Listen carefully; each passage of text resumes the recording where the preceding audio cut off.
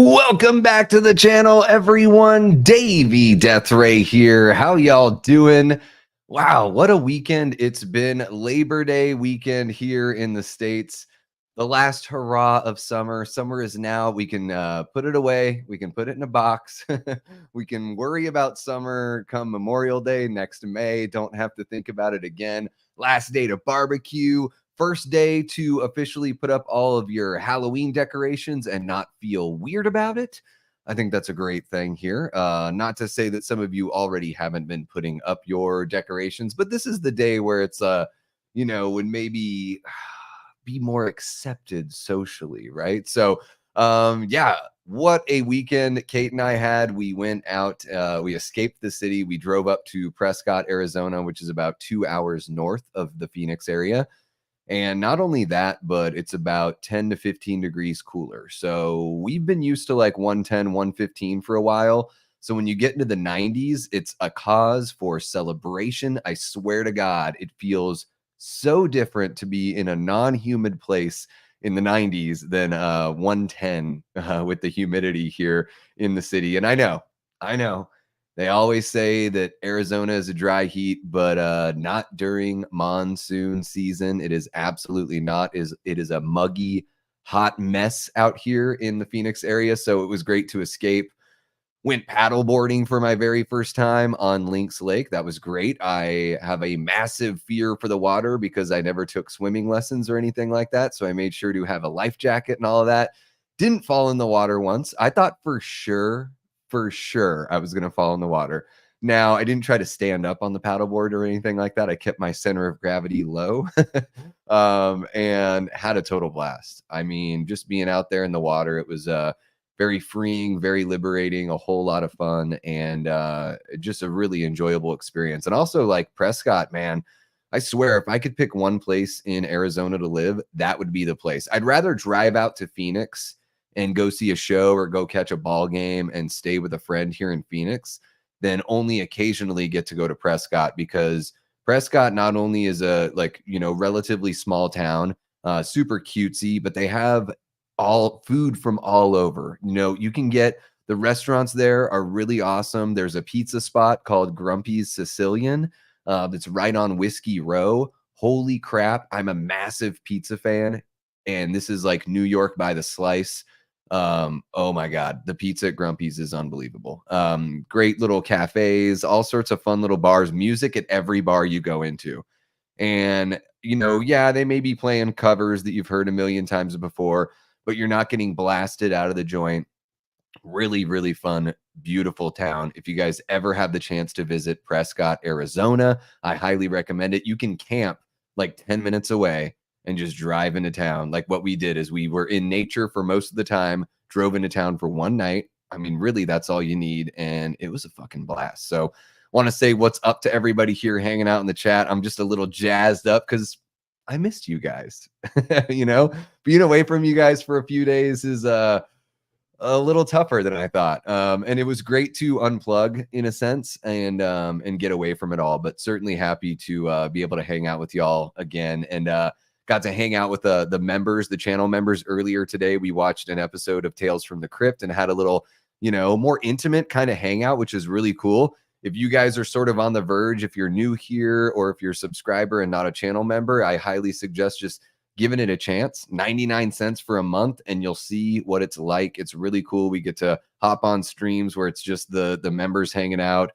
We do watch parties, Q&As, just chill, sort of get to know each other on a little bit of a, I don't know if it's a deeper level, but just a little more time that's exclusive. So yeah, I want to say what's up to everybody here. We've got Trisha McMasters, one of our amazing channel members, that says, I literally love all of these films. And she's talking about our poll that we have going here, which was inspired by some of the chat we had in the members only Tales from the Crypt watch party stream earlier today. So which is the best non-Scream 90s teen horror flick? I mean, I would just guess that Scream would win if I put it on here. So it's sort of unfair. It's like saying, what do you like more, Halloween, The Prowler, My Bloody Valentine? Like, I know that Halloween's going to destroy everything, so I'll just take the front runner out. And I put Urban Legend in there. I Know What You Did Last Summer, The Faculty, and Halloween H2O. And also, Kate and I just watched Urban Legend earlier today, right after the stream, actually. It was her first time and my first time since the movie came out on, guys, I don't know if I watched it on DVD. It might have been VHS that my friends and I rented it on and watched it back in, must have been, the movie came out in 98, so I'm guessing this was 99 when we rented it and watched it. So not a movie I saw in the theater. I'm not Jamie Hart, so I didn't see every movie in the theater. But yeah, right now we've got Urban Legend and I Know What You Did Last Summer at 12%. The Faculty, 44%. And H2O, 31. I'm surprised that H2O is not crushing this poll. That's pretty impressive. Raymond says, "Hey Davey, here I am, rock you like a hurricane. Here I am, rock you like a hurricane." Good little Scorpions action there.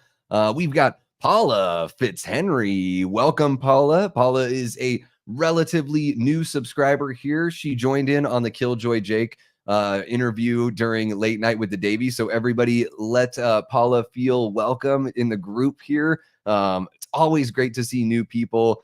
We have such an awesome community here, and seeing it grow is, man, it's just one of the things that keeps us going and keeps us fueled. Absolutely. And we got Eli Cortez, who's certainly going to get his flowers here. He is the reason for the season as far as Tales from the Crypt goes. And as far as this box goes here, as well as another little item I have to my left. Hope you're having a great holiday weekend, Eli. And thank you so much, man, for everything you've done for the channel. You know, I guess one of the, you know, getting subscriber mail is just something that as a channel builds, it's just something that's going to happen, right? Nothing I ever expected to happen. And certainly nothing I ever expected to happen in the regard it has. Like, the packages that you've sent our way and all of the goodies in them, it's just been incredibly sweet and moving and really awesome, man. So thank you so much. I hope your Labor Day weekend has been awesome and continues to be so. Raymond says, "Hanging out, Eli, waiting to see what you got, Davey, this time." Yeah, I'm excited because I have no idea what to expect, guys. But Eli was like, "Hey, can you open this box on a live?" And I'm like, "Absolutely, man. Of course." Yeah, I think I skipped the second one. I didn't do live because I, you know, honestly, guys, I just didn't know, is this something that you guys want to see live, or do you just want to see it sort of shown off in an episode? So if you guys just let me know in the chat, if you guys prefer that whenever I do an unboxing, we just do it live, and then it's sort of like Christmas where like I'm experiencing it with you guys, you know, so there's no front loading. I don't know what we're really showing off. So just let me know what you guys prefer. And then from now on, whenever we get parcels sent our way, we'll just go ahead and do an unboxing live. Big Rod's hanging out. What's happening? He says, "The gang's all back together. This is better than when Spanky and Alfalfa made up." Nice little our gang reference there, a little Rascals action. Love it. Love it.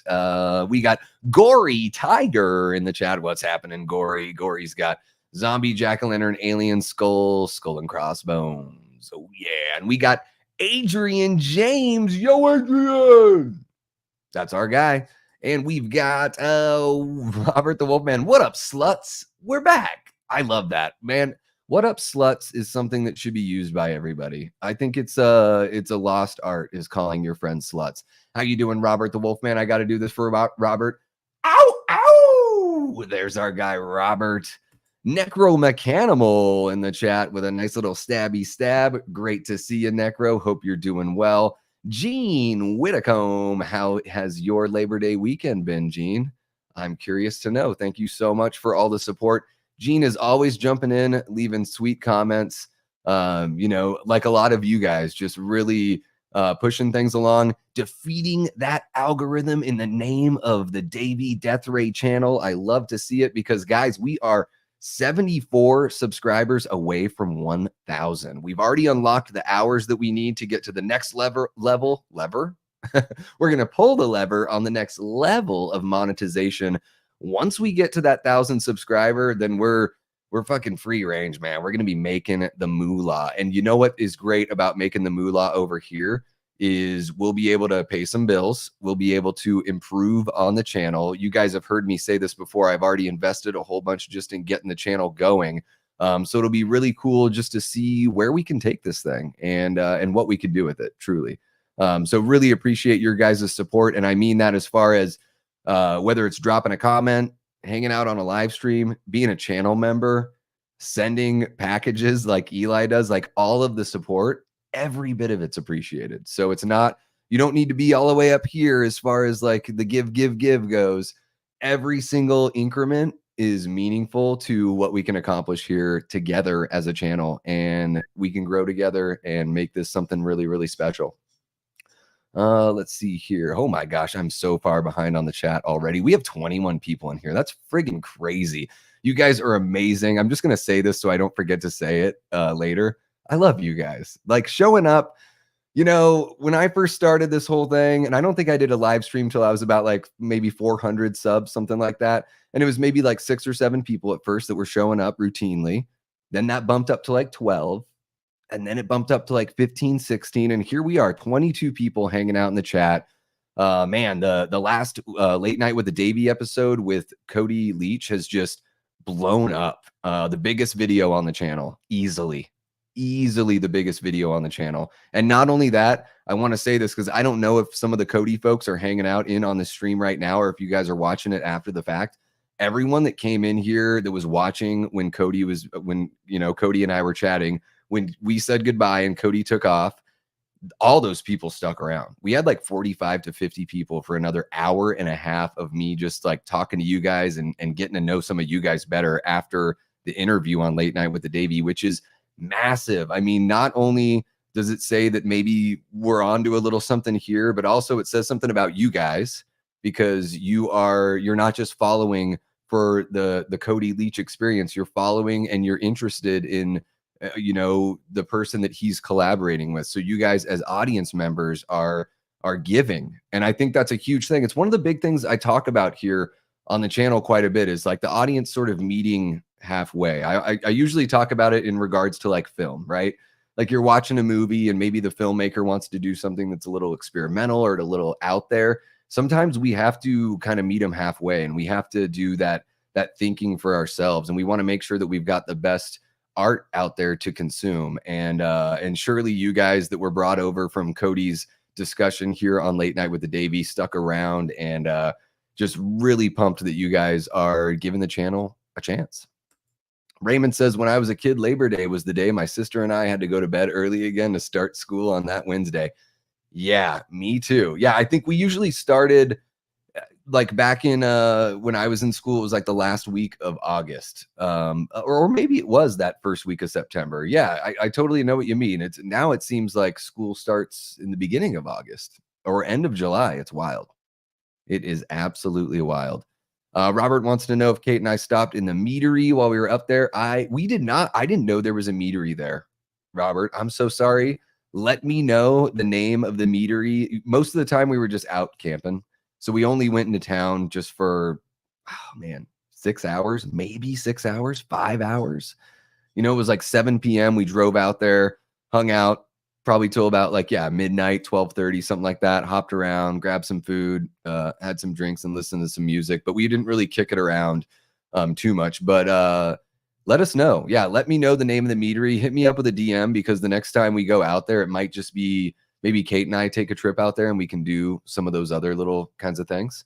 We got Jamie Hart in the chat, our Death Squad mod. Jamie Hart, what's happening? And let's see here. Just going to catch up with the chat, guys. There's so much going on here. I want to make sure I'm not missing anyone that is jumping in. We got Melissa Wildcard. How you doing, Melissa? Great to see you in the chat again. Hope you've been having a great weekend so far. And yeah, guys, let me know if you're watching this after the fact. Let me know in the comments, or let me know in the chat what you did for the Labor Day weekend. Did you get away camping? Did you have a barbecue? Did you watch a movie you've never watched or haven't watched in a while?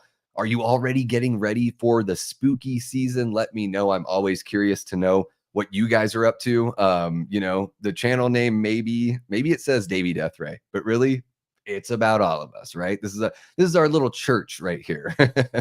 And we've got Ryan Olashow in the chat. What's happening, Ryan? Great to see you in the chat. Love seeing you all over the place.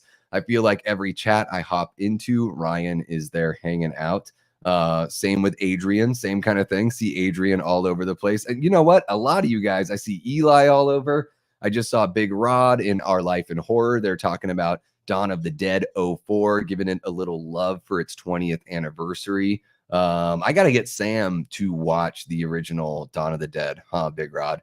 Because, you know, how can you talk about the 04 Dawn of the Dead if you haven't, you got to watch that original. Then you know, go back to the remake and just, and it sort of kind of helps you parse it out a little bit better. Yeah, that Dawn of the Dead, man, that remake is really damn good. And Big Rod says he picked H2O, but it was tough.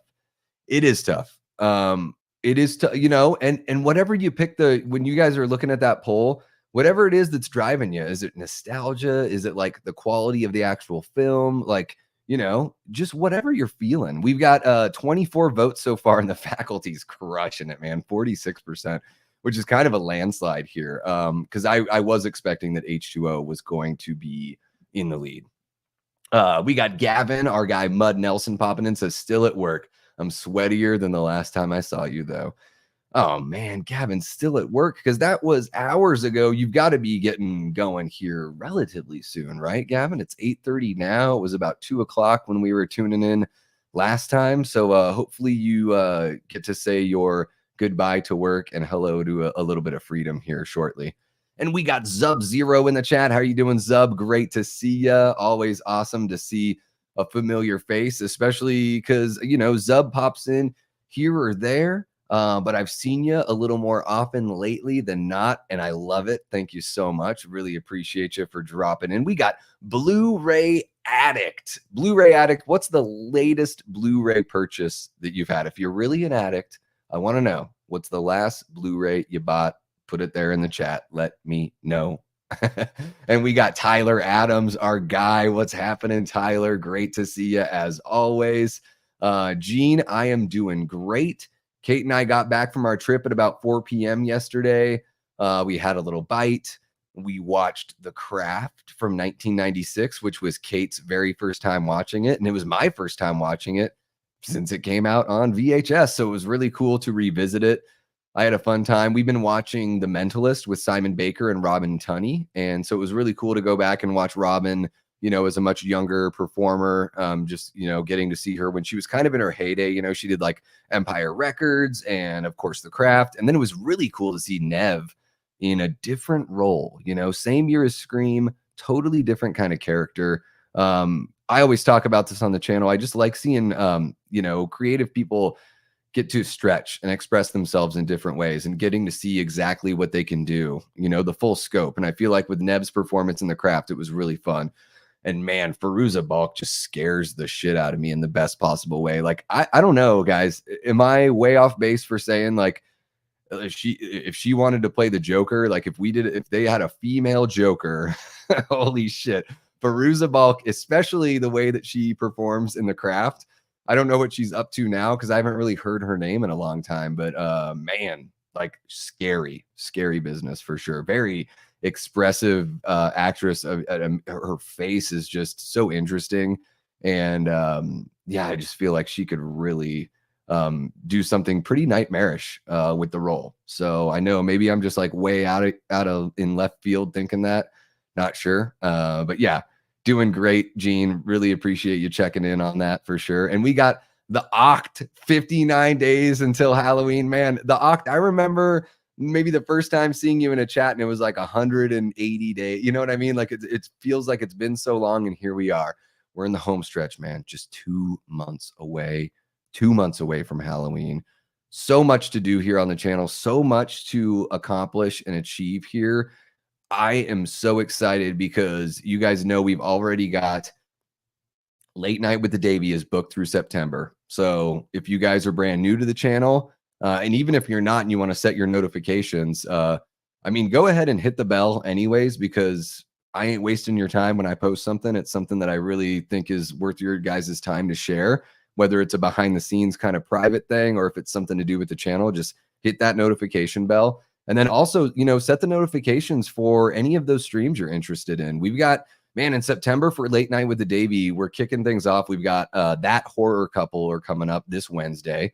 They are really charming couple that does horror movie reviews. I love whenever there's a duo, regardless of whether they're romantically involved or not, a duo that's got that chemistry and a bit of a yin and a yang, just a bit of there's a different flavor from each person. You can see why they work together as a duo. And then you can sort of, you can maybe gravitate towards one person's personality, or maybe both of their personalities for different tastes and different flavors. And I think that horror couple do a great job. I mean, what they do over there at their channel, extremely charming and really easy to watch.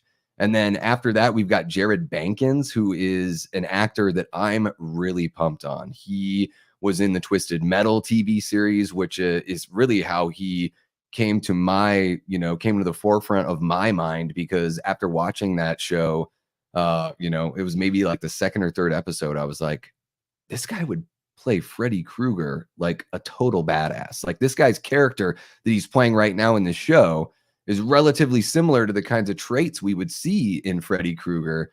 And he also has a body type that would fit that sort of, it's not uncanny valley, but just that, like, he just check him out. Check out Jared Bankins. Watch the Twisted Metal TV show. He was also in the Venom film, the first Venom film. He was in Bill and Ted Face the Music. He's popped up all over the place, and he's got a brand new movie coming out called Off Ramp that's about a couple of juggalos going to the gathering of the juggalos. And this movie is critically acclaimed. It has a massive Rotten Tomatoes score, and I'm so curious to watch it because I have nothing against the world of the juggalos and ICP, but it's certainly not, I'm not going to act like that's a community that I'm a part of. And I have friends that are massive parts of that community. So I'm really interested in seeing what kind of story they can weave that is appealing to people that aren't in that world, because all the reviews I've been seeing have been sort of mapping out that, like, hey, I had no idea that a movie about a bunch of juggalos was going to make me want to be a better person. But here we are, Off Ramp, September 6th. It's dropping. It was officially released last year in the festival circuit, and it's been touring around this summer. So I'm really excited to talk to Jared, not only about that movie, and also to kind of pick his brain to see, because I did a whole video about why I think he should be Freddy Krueger, and then ended up reaching out to him after. So we've sort of become like Instagram DM buddies. We've been talking for months, and I've been waiting for the right time to get him on the show, and I wanted to make sure we got him on the show when the film was coming out so we could promote the movie, right? And I'm really pumped because you guys know we've had these amazing guests. That Late Night with the Davey has been absolutely incredible. The people that we've gotten on there, the content creators, and I want to kind of like not necessarily like take things up in a notch where we don't have content creators, because that's always going to be a big part of what we do on Late Night with the Davey. But I also want to expand, shoot for the stars a little bit, and bring in some other people in the creative world. So bringing in somebody like Jared, having an actor in here, somebody that's constantly working, I think it'll be really cool. So that'll be Wednesday, September 11th. And then the following week, we've got Evan from Rockland Graves Productions. Guys, if you haven't seen Rockland Graves, I just got wise to that channel maybe a month ago, and his video essays are really, really good. Evan has got a great way of breaking things down. Really good voice, really good temperament, all that kind of stuff. I highly recommend you check him out. And then to close out the month, we've got Mel from My Killer Podcast, which will be really cool. And I am actively booking October right now. We've got Vincent DeSanti from Womp Stomp Films and Never Hike Alone, amongst many other projects, is going to be here on October 9th. I'm really excited to have him on the show. He was one of the first interviews that we did here on the channel. I interviewed him and Cecil Laird from the Horror Show channel. And then I also had Vin on here for just a separate interview outside of all of that. So really excited to bring him back.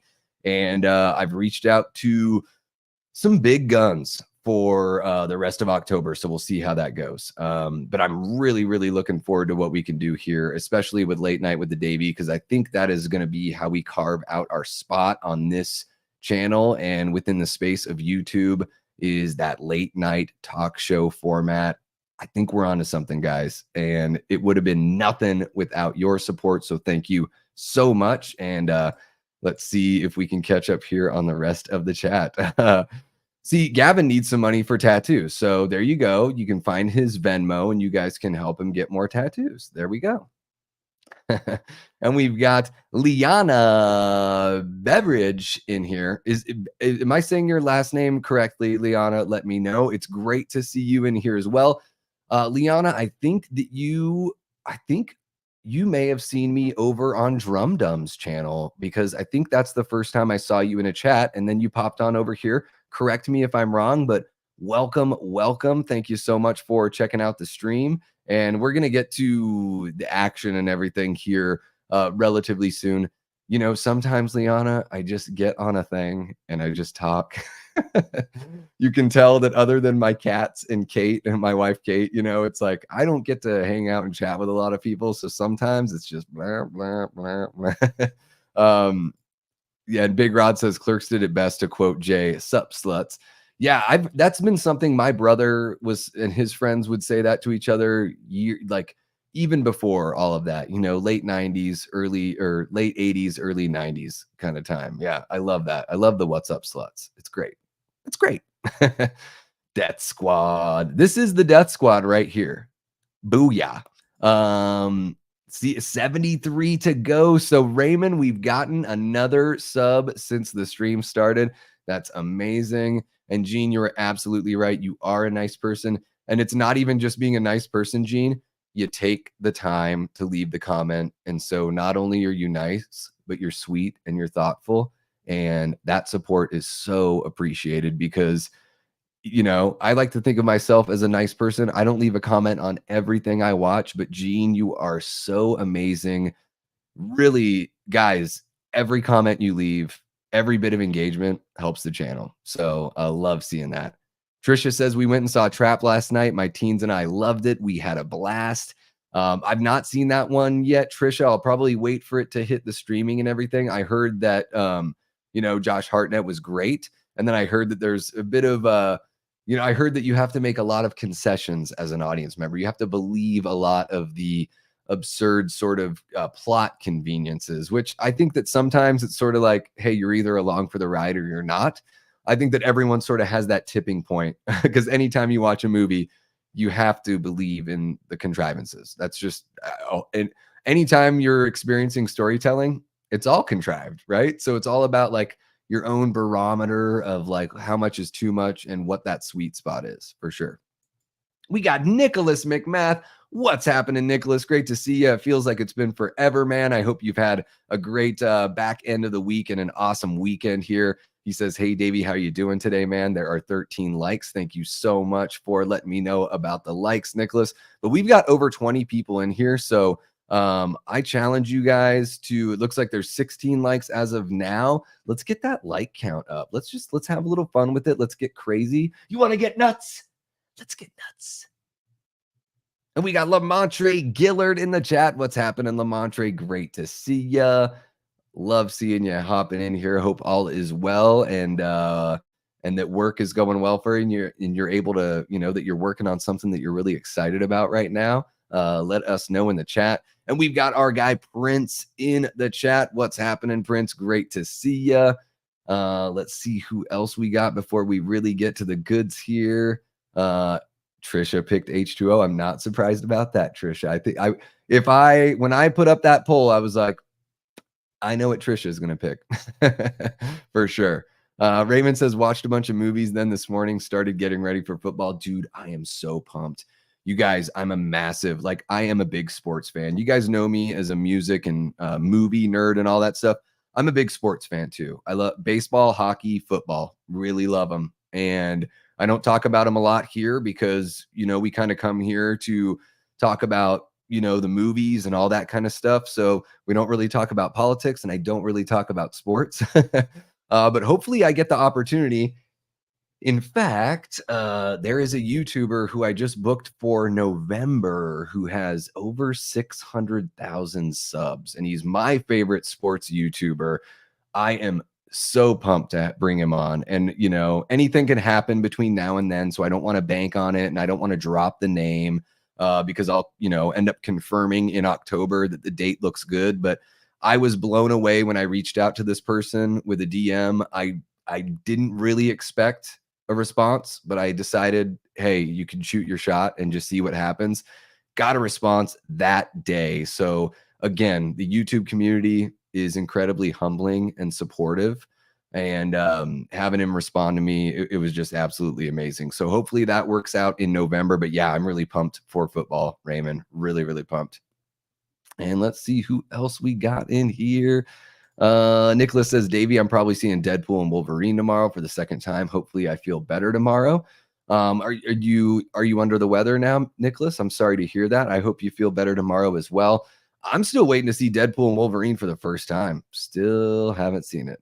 Blu-ray says, I also ordered the Blu-ray of Rad, which I've never seen before, but I have a feeling I'm really going to like it. Rad is awesome. Blu-ray. And before that, Blu-ray had said, I recently picked up the Arrow Video Robert Rodriguez Mexico trilogy box set. That's a damn good one. Those are all really good movies. Hell yeah. I'm guessing I'm like criminally behind here on the chat. Raymond says, I saw Fletch last week. So funny, but my sister said we watched it with our dad, but I didn't remember it. Yeah, it's an older movie, so maybe something you saw back in the 80s or 90s. I think Fletch came out in 85 or 86, something like that. Yeah, it's one of Kate and I, we watch it all the time. It's one of our favorite movies. Let's see here. Just want to catch up. I don't want to keep you guys in suspense forever. I've been talking for 32 minutes, just blah, blah, blahing. Or I don't know. Do you guys come here for that? Are you guys, when I do a video and I say we're going to do an unboxing and I talk for a half hour, like how surprised are you? I guess like some of the new people are probably like, yeah, we're surprised. We don't even know you yet. And the regulars, like, Raymond here is probably like, oh, Davey, like, I get it. You're fucking talking all the time, dude. That's all you do here is talk, talk, talk. And you know what? I guess it makes sense because Dave McCrae is like one of my favorite YouTubers. So if I, go on a bit much, if I seem to be long-winded and repeat myself quite a bit, then maybe it's a little bit of that Dave McCrae influence. And by the way, guys, speaking of which, let me do something. I'm actually going to pull a little bit of an audible here. I wasn't planning on doing this, but let's do this really quick. So I really wasn't planning on doing this. I had this tab up because I was looking at it earlier, but guys, there's a week left to get on the credits for It's Me, Billy Chapter 2. And, look at how much money they've raised here for this fan film. And, Dave McCrae and Bruce Dale are putting this together. It's we're coming up on the 50th anniversary of the original Black Christmas, a wonderful Canadian film that's seminal in the slasher subgenre and a movie that to me gets better every single time I watch it. And what Bruce and Dave are doing with It's Me, Billy, through chapter 1, and then of course finishing their story with chapter 2, is created like an addendum, sort of like a legacy sequel. And man, I mean, professional through and through. The way this thing looks, the way the performances are portrayed, the writing, everything. I mean, top notch. I'm really pumped for these guys. I enjoyed the first chapter of It's Me, Billy so much that I decided to invest and become an associate producer on chapter 2. So just full disclosure, I'm not involved in the film on any other level other than purchasing a perk on the Indiegogo. So I have no skin in the game other than I really love what these guys do. I trust them as storytellers. I trust their taste. And so I just wanted to share this with you guys really quick. So if you want to go and support the film, you can get your name in the credits. That's going to be wrapping up here in a week from today. So I don't know, let me know if you're watching this after the fact. Let me know in the comments or let me know in the chat, guys. You want to see a watch party of It's Me, Billy, the very first chapter. We can watch that here this week in, sort of like to get us like kind of pumped for chapter 2 coming out, maybe a little extra push, raise these guys a little more money. Now, Bruce and Dave can't make money off of the campaign. So every bit of money here goes back into the production. So you're not just throwing your money to somebody that is putting it in their pockets. Like it's all going to make the project, to fulfill the perks and just to make this the best it can be. So let me know if you guys would love to do that. Maybe it would be fun to like watch the original Black Christmas and then follow it up with It's Me, Billy Chapter 1. So Give me your input. I want to know. I think either way, I'd like to at least watch It's Me, Billy. The first chapter would be really fun, just to show my support because I love what these guys do. And, we talk about it all the time here, guys. We got to lift each other up as a community. And that doesn't mean just lifting up the people that are, I'm floating around that 1,000 sub mark trying to make that. That's awesome. But also lifting the people up that have been doing this for a while and are now taking their aspirations and their dreams to the next level. Like, let's continue that push. Let's help them reach their dreams. A rising tide raises all ships. So let's do everything we can to help Dave and Bruce and the whole crew here in front of and behind the camera, find the biggest success they can find with It's Me, Billy Chapter 2, because I think they're really onto something special. I think that Black Christmas is criminally underrated. And I'm only noticing now that I have my movie date with Davey and you background when I'm sharing the screen. That's hilarious. Oops. But yeah, guys, check that out on the Indiegogo. I'll drop a link in the description below, or you can just search It's Me, Billy Chapter 2 Indiegogo. It'll take you right there. And you can support the film if you'd like. And then we will get back to our regularly scheduled programming. Let's see here. Let me just catch up. Nicholas is feeling a little sick. I'm sorry to hear that, bud. Get some rest, drink your fluids, have some chicken noodle soup, all that kind of fun stuff. That's what always helps me for sure. Raymond says, I don't know about the others, but I enjoy the blah, blah, blah. Well, that's great because you know what, Raymond? I need some people in my life that enjoy the blah, blah, blah, because it's mostly what I do. Jamie says, all my favorite channels are people who talk. Yeah, I guess that's just sort of the thing. And you know what? It is one of those things where like, this is just me. Like, this is, you guys get the genuine article. Those of you who've been tuning in for months, you guys know this. And then for the new folks, like, if this is what you like, then keep on coming back because this is me. I'll give you two promises, right? So the number one promise is I'm always going to be myself, right? That's number one. And the number two promise is I'm not going to talk about something unless I'm passionate about it and care about it. So I'm not just going to cover something just to cover it, just because I think it's like the thing to do. I've waved bye-bye to that on YouTube. Like, I've done the trailer reactions. I've done all that stuff where I, thought I was chasing views and all that kind of stuff. And you know what?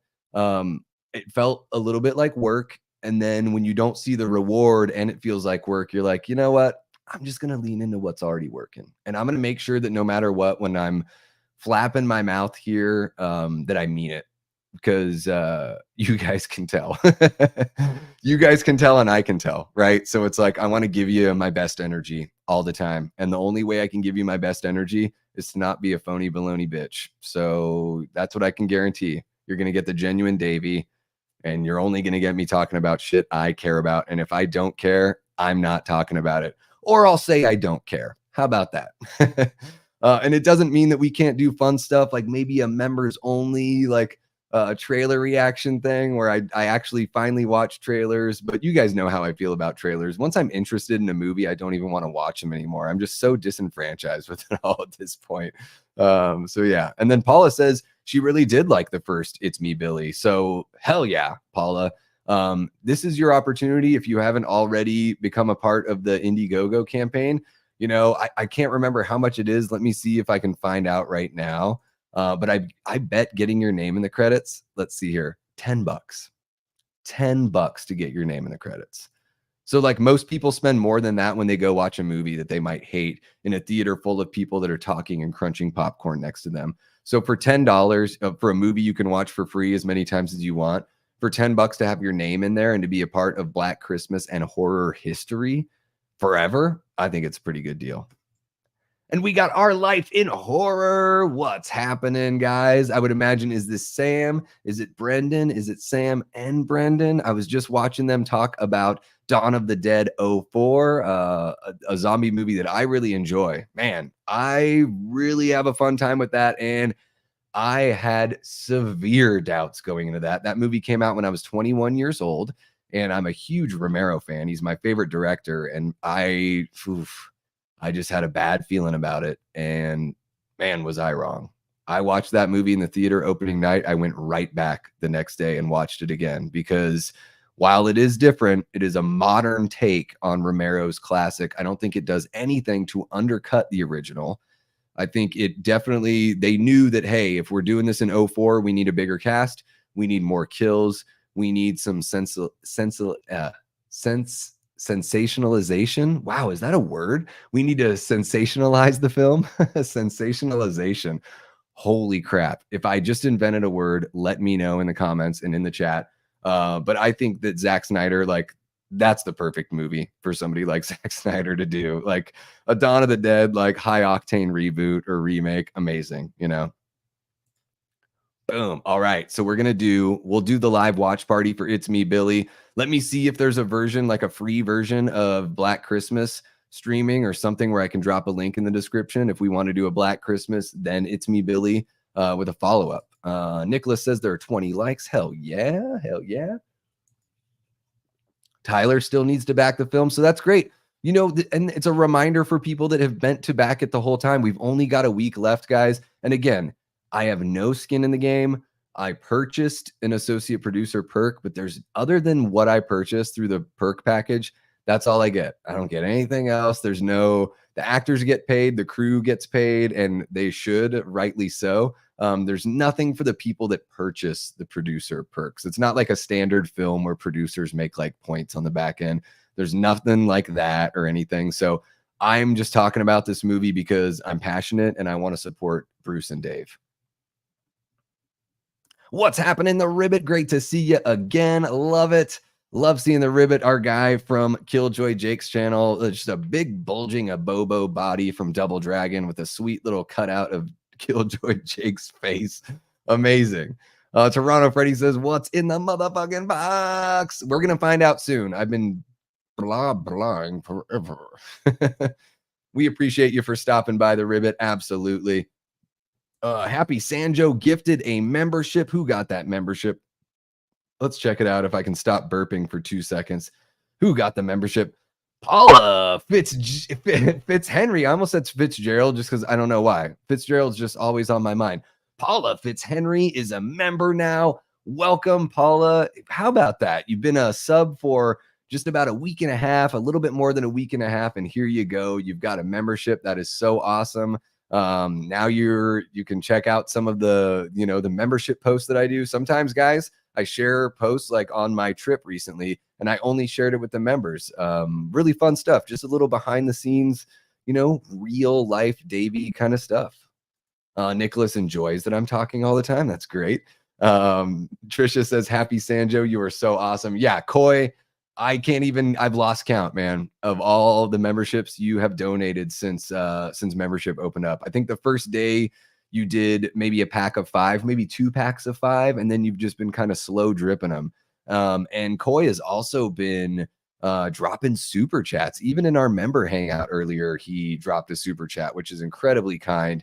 And Koi has taken the dive into being a content creator, and he now has his own channel, guys. So hop on over to Happy Sanjo and give Koi a sub. Welcome him to the content creation community, and let's see his channel grow as well. It'll be fun, man. It'll be super cool. I love seeing not only the sub count grow, but also the way that somebody approaches their creative work. I love seeing that kind of process grow because you'll get more comfortable. You'll challenge yourself. You'll find, like, what I always did, Koi, is I would, kind of whenever I was editing my videos, which I recommend editing just because it gives you the chance to do this, is I would notice things like, oh, like maybe you can say something this way this time, or you forgot to mention this thing. Like, it helps you take some notes and just sort of like fine tune and, fine tune your performance and find your voice. And it's only going to get better the more you do it, for sure. Koi says, at the park with my kids, can't stay long, but wanted to stop in and say hi. You're amazing, man. Thank you so much. Really appreciate you. And yeah, Raymond says it better than anyone else. Welcome to the Death Squad, Paula. There it is. Hell yeah. And it's Sam. Okay, as always. Well, I never know if both of you guys are sitting at the computer together. I always figure it's you, Sam, and then I'm like curious, is Brendan there? Is Brendan there, or what is he doing? Is he hanging out with his Evil Dead hat that I'm jealous of? Well, I certainly am jealous of the Evil Dead hat. Nicholas says, Davey in chat, I watched Big Brother with my sister last night. And some of the housemates had egos. Well, that's how it is on the, oh, they push them to be that way on the reality TV, don't they? Yeah, at least for $10, there you go. And then, yeah, you can get I think you can get the Blu-ray for not much more, Tyler. So digital downloads, $21. Okay. Let's see what the Blu-ray is. I'm just scanning through. Don't mind me as I look through the site. The Blu-ray is 33. So the Blu-ray is a little bit more, but with the Blu-ray, you do get the digital download package and you get the special thanks and the credits. So, I think that's to me, I think $33 to support something independent and a fan film. I think that's definitely worth it. The, what I donated or purchased through the associate producer perk, there was so much more in there and it was a bigger chunk of change. But again, I really believe in what these guys were doing. So yeah, absolutely. Our Life in Horror, love your channel. Glad I found it. We got some love for other folks in the creative community. I fucking love it. Heard about a new movie with Lauren Lavera that comes to VOD tomorrow. That sounds interesting. Man, she's a really good actress. Terrifier 2, she is the anchor. She is like, I love David Howard Thornton as Art. Really, really fun, of course. But can a movie really be great with just a good villain? Like, you got to have something to like that has some heart to it.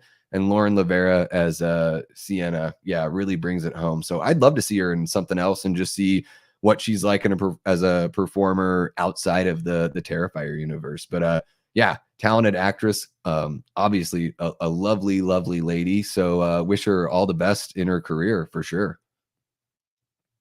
And we got some love. Look at that. And Paula throwing the thank you over to Coy for the membership. That's way too cool. This is great. I love this. We'll do the box tomorrow, guys. We're just going to talk for the rest of the night. Toronto Freddy says, you mean we shouldn't drop $10 on the massive blockbuster that is The Crow 2024? I can't even talk about it, Toronto Freddy, because I haven't seen it. I'm not going to tell anyone what to do with their money. I think that maybe you would feel better dropping $10 plus on It's Me Billy. Maybe you just feel better supporting independent artists than going and watching a big blockbuster movie that seems to have, mixed reviews at best. So yeah, I don't know though. I'm going to reserve judgment on The Crow until I see it, but I've heard a bit of everything with that one. Yeah.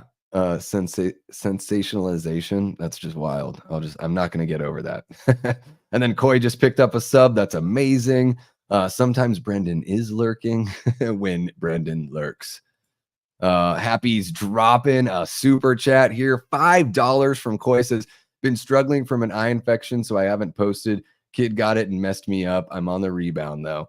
Well, hey man, and you know what? At the beginning of the channel, it's all about just pace yourself. Don't feel like you got to do too much. You'll know when things are sort of moving and when you want to pick it up, right? So just yeah, I would say again, make sure you're yourself, and then make sure you're talking about something you're passionate about. Those are the two things right there. And it's the best advice that other creators have given to me.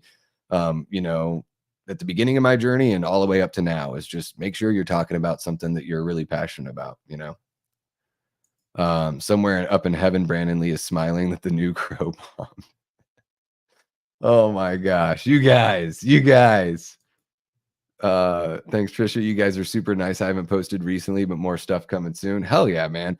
You know what? You'll find that, Coy, that people are relative at the beginning. People are patient, right? Because you're giving free entertainment. So it is about just finding your voice and taking your time for sure. And we've got Frank's Media and Reviews. What's happening, Frank? Happy anniversary. If I remember correctly, Frank, 15 years with your lady, 12 years married. Hopefully I got those numbers right, but happy anniversary, man. I hope you guys have had a great Labor Day weekend with your girls. And yeah, like you say right here, happy spooky season. We're fucking here, y'all. It's finally happened. Hell yeah. Absolutely. Let's see who else we got here. It looks like I finally caught up with the chat. I can't believe it. Are you guys as excited as I am to open up this box from Eli, or what? I want to know. Let me know in the chat. What do you guys think is in the box? that was gonna be my poll, was like what's in the box, and it was gonna be movies, snacks, or Gwyneth Paltrow's head. But I didn't know if YouTube would frown upon me saying that maybe a famous actress's head was in a box. I don't know if they would get the joke. I know that you guys would get the joke. I just don't know about YouTube, you know. And Tyler says Lauren is in that Mike Flanagan Stephen King film called The Life of Chuck, starring Tom Hiddleston. I've never even heard of that, so I'll have to check it out. I do think she's really good. Like, it's not just that she's a cutie. I do think she's a good actress. Yeah, so I'll have to check that out. I'd never heard of it. I love Tom Hiddleston. I think he's absolutely fantastic as an actor. I mean, love everything he brings to the roles he's in. Even if I don't love the film, I love his performance, which I think is something that really, says something about the performer for sure. And then here, Nicholas McMath says one of his dreams is to be on Big Brother. Interesting. I've never had that dream, Nicholas, but that's pretty cool, man. If that's something that you desire, I don't even know what kind of channels you need to go through to get there, but I hope that you get you find a path to at least throw your throw your hat in the ring, right? New Joker looks really good, says Paula. I'm really looking forward to it. I love that first Joker film. I think it's really damn good. One that I purchased on 4K years ago. And I actually, guys, since I bought it, it was been like 3 years 4 years since I bought it. Haven't watched it. I watched it before I bought it. I just haven't watched it since then. But Kate and I were talking about popping it in. Really intense, really, really awesome movie. And yeah, I'm looking forward to the new one. Absolutely.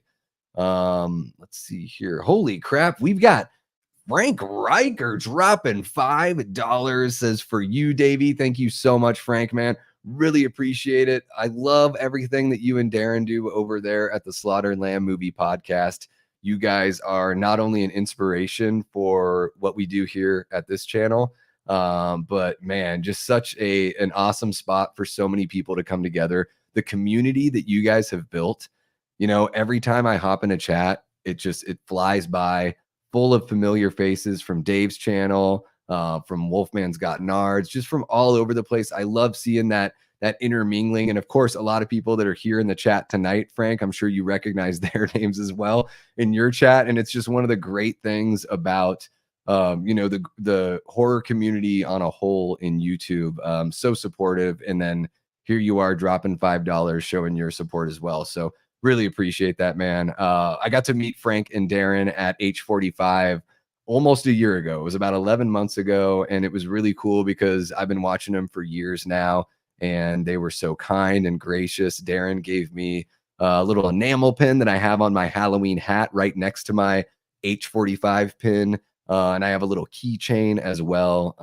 I would imagine all of you are subbed over at the Slaughter Lamb Movie Podcast. But if you're not, go check them out. Throw them a sub. They have a great channel. Really amazing content. And I think the cool thing about the Slaughtered Lamb is they find a way to review and talk about movies in a way that's just not a standard fashion.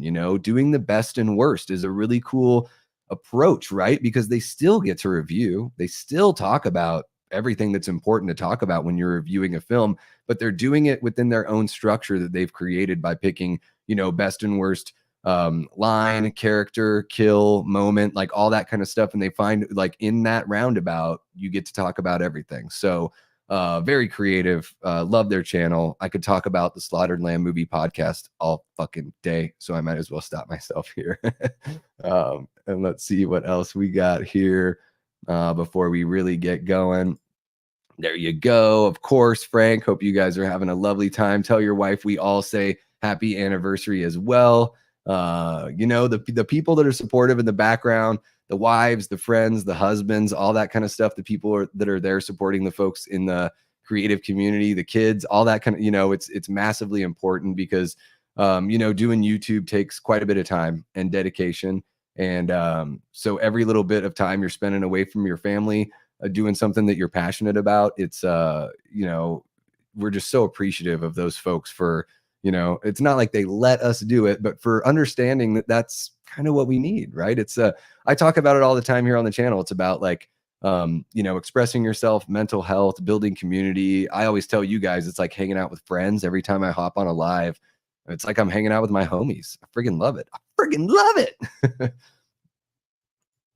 Raymond says maybe it's the other seasons of Tales of the Crypt. Yeah, maybe it is. I don't know. I'm very curious. Paula thinks it's going to be movies. I think there's certainly going to be some movies in here. Toronto Freddy says I believe Beetlejuice will wash the bad taste of The Crow out of the theater goer's mouth.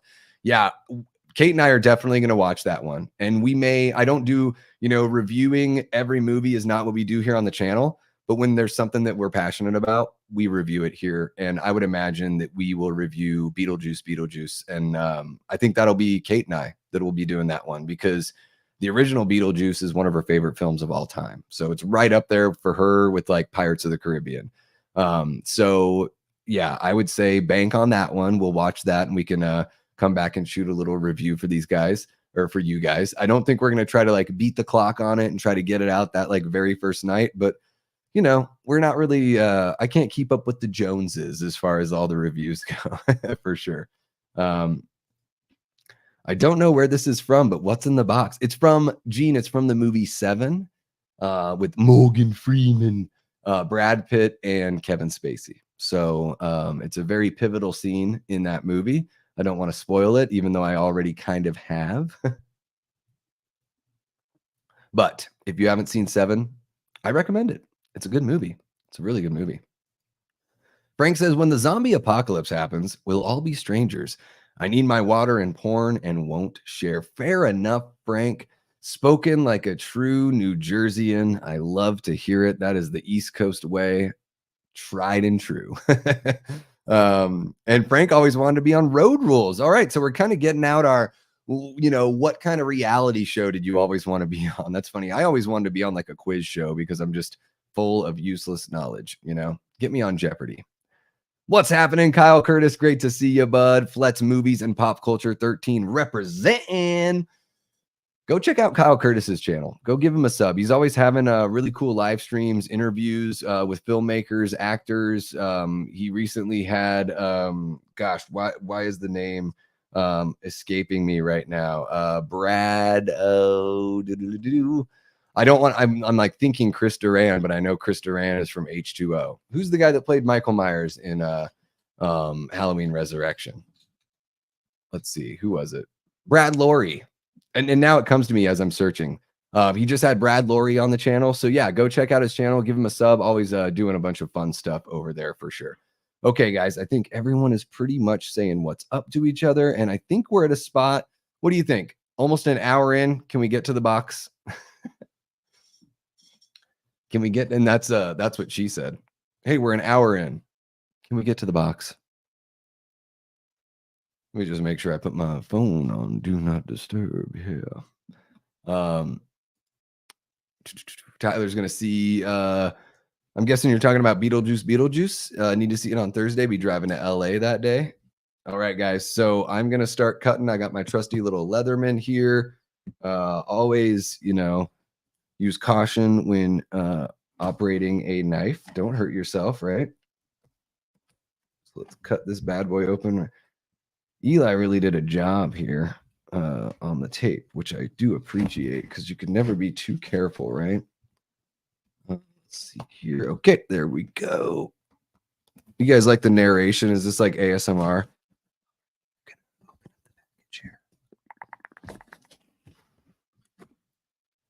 Okay. All right, guys. So I got the box open.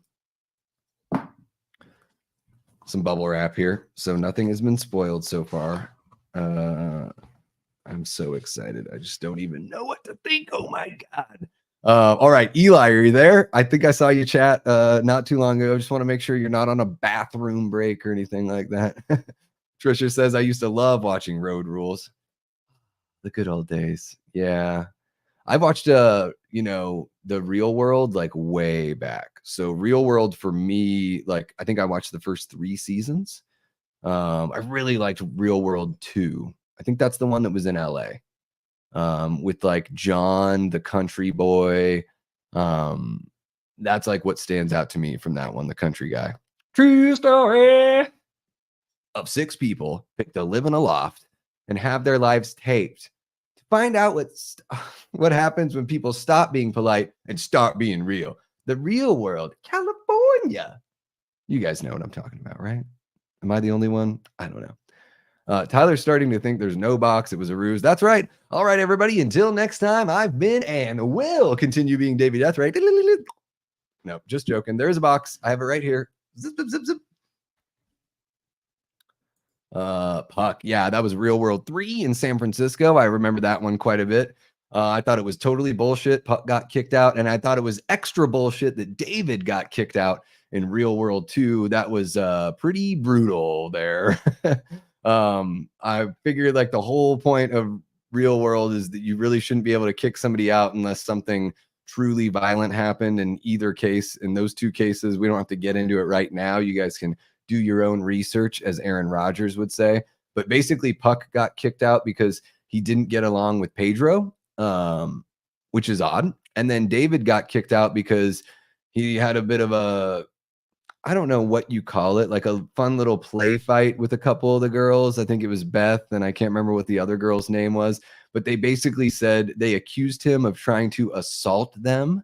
But if you, all the video, I mean, they have video footage. He's trying to pull like a comforter off of them. They're clothed in their pajamas. He's trying to pull a comforter off, and they're laughing and saying, "Stop it." And they're laughing the whole time. And then they tried to turn it around and be like, "You were this close to like, you know, the R word that I don't want to say on YouTube." And it just seemed like, okay, again, talk about sensationalization. There you go, right there. MTV kid. Yep, me too. Yeah, Real World. It was fun. Watch the one in London. I don't even remember where they went after San Francisco. Like I was just out at that point, but I was probably paying attention to girls and to Green Day and NoFX and Bad Religion and Face to Face at that point in my life. I had moved on to some punk rock. Okay, guys. I'm going to wipe the slate clean. We're officially an hour and 3 minutes in. Let's get into the Eli Cortez unboxing here. I'm so excited and I don't know what to think. Okay, so let's see here. I'm going to lift everything out. I'm not going to look at it. So here at the box, the cup is empty. Let's see here. Okay. Take everything out, and I'm not going to look because I don't want everything to be spoiled. So there we go. Bubble wrap is out. My cat Loomis, who, yes, is named after Donald Pleasance's character in the Halloween series. She fucking loves plastic and bubble wrap. This cat will walk into the office, doesn't want anything to do with anything else in the office, but she'll walk in and just chew on that plastic. Holy cow. So check this out. We've got Breath of the Wild from The Legend of Zelda collectible coins. That is I'm a massive Zelda fan, man. Eli, how did you know? I love Nintendo. And you know, Zelda and Mario, they got my heart all day long. I'm a huge Castlevania is probably like my favorite video game series, and I know that's Konami, and they are all over the place. But Zelda and Mario to me they're like the Mickey Mouse, you know, of my world. So let's check this out here. Oh, super sweet. And this is an actual like, oh damn, this has got. Guys, okay, so wait, I'll show you in the package. So it looks like it's 1 of 9 coins that's listed there. It looks like we got like kind of a lizard guy here. And this has got some body to it. Like this is this coin has some weight to it here. Here, I don't know if you can tell by me flicking it, but it's got the cool Legend of Zelda logo there on the one side. That's really sweet. These are the kinds of things that like I just never thought I would be in possession of something like this and didn't even know it existed. And so thankful that Eli is such a sweet guy that he would send this. So there it is in its little spot. I'm a little shaky from all the caffeine I've been drinking. But yeah, really, really cool. This is from Think Geek, it looks like. Thank you so much, Eli. Really, really sweet, man. And it sort of changed the background color of everything going on. How crazy is that? And I think I missed, let's see here. Aaron Click is in the house. What's happening, Aaron? Great to see you. Says, hello, everyone. Sorry I'm late. I was fending off a friend trolling on a Facebook post of mine. If you don't like my political stance, scroll on by. Yeah, you know what, man? I have like just had to start unfriending people, not because we don't agree, but because I don't care like if you agree with me or if you don't. If you're posting like hateful, weird, culty shit, I'm done. Like I just can't be that way on social media. To me, it's just that's all negative, and I've seen it all over the place. I've seen plenty of cult-like behavior from the two major sides partaking in this election, and so hey, at least they both have that in common. Yeah, as soon as something starts to become hateful, I'm just like, I'm out. Like it doesn't like I don't care like what your stance is, but if you're hateful, like I don't have time. I don't have time for you, and I don't want you in my life because I think hate is like the ugliest thing, and I think it can come from anyone. Unfortunately, I wish it were. I wish hate were exclusive to a certain way of thinking or a certain party or a certain religion or whatever. But it is certainly not. We are humans, and we all have the capacity to hate, and I think it's the ugliest trait imaginable for sure. And that's all I'll say about that without getting too in depth. And then let's check out a couple other little goodies that Eli's throwing our way. Is let's see here. We got the Good Vibes Dutch Mix. So this must be like Dutch Bros, and it's like a CD, like a sticker that looks like a CD. You know, like a mix CD you would give to your friends back in the 90s after mixtapes were over, late 90s, early 2000s. Love it. Says 92. Hell yeah. So I wonder if 92 is when, if this is a Dutch, I'm guessing it's Dutch Bros. This 92 must have been when the company was founded. Sweet. And then we got a cool little sticker here of some images in the cosmos, which is great because one of our cats is named Cosmo. So we have Cosmo and we have Loomis. And we have Demi, little Demi. Oh, and we got a sweet little The Cure sticker here. I really like The Cure's music. I need to dive in deeper for sure. But the songs that I've heard, I really enjoy. I love that era of music. I'm a big 80s music fan. And I think the music is beautiful. So thank you, Eli. That's really cool. Nice little Felix the cat. Although I recognize maybe this logo belongs to something else now, but to me, I'm just always going to think Felix the cat. And we got another look at this. This guy's it's like a friggin' astronaut BMXing over the moon. That is super cool and very apropos because let's see here, Blu-ray. You were talking about getting rad on 4K, and there you go. You get a little rad action right there. And let's see, what is this? So this is Sacherhits and Tannsticker.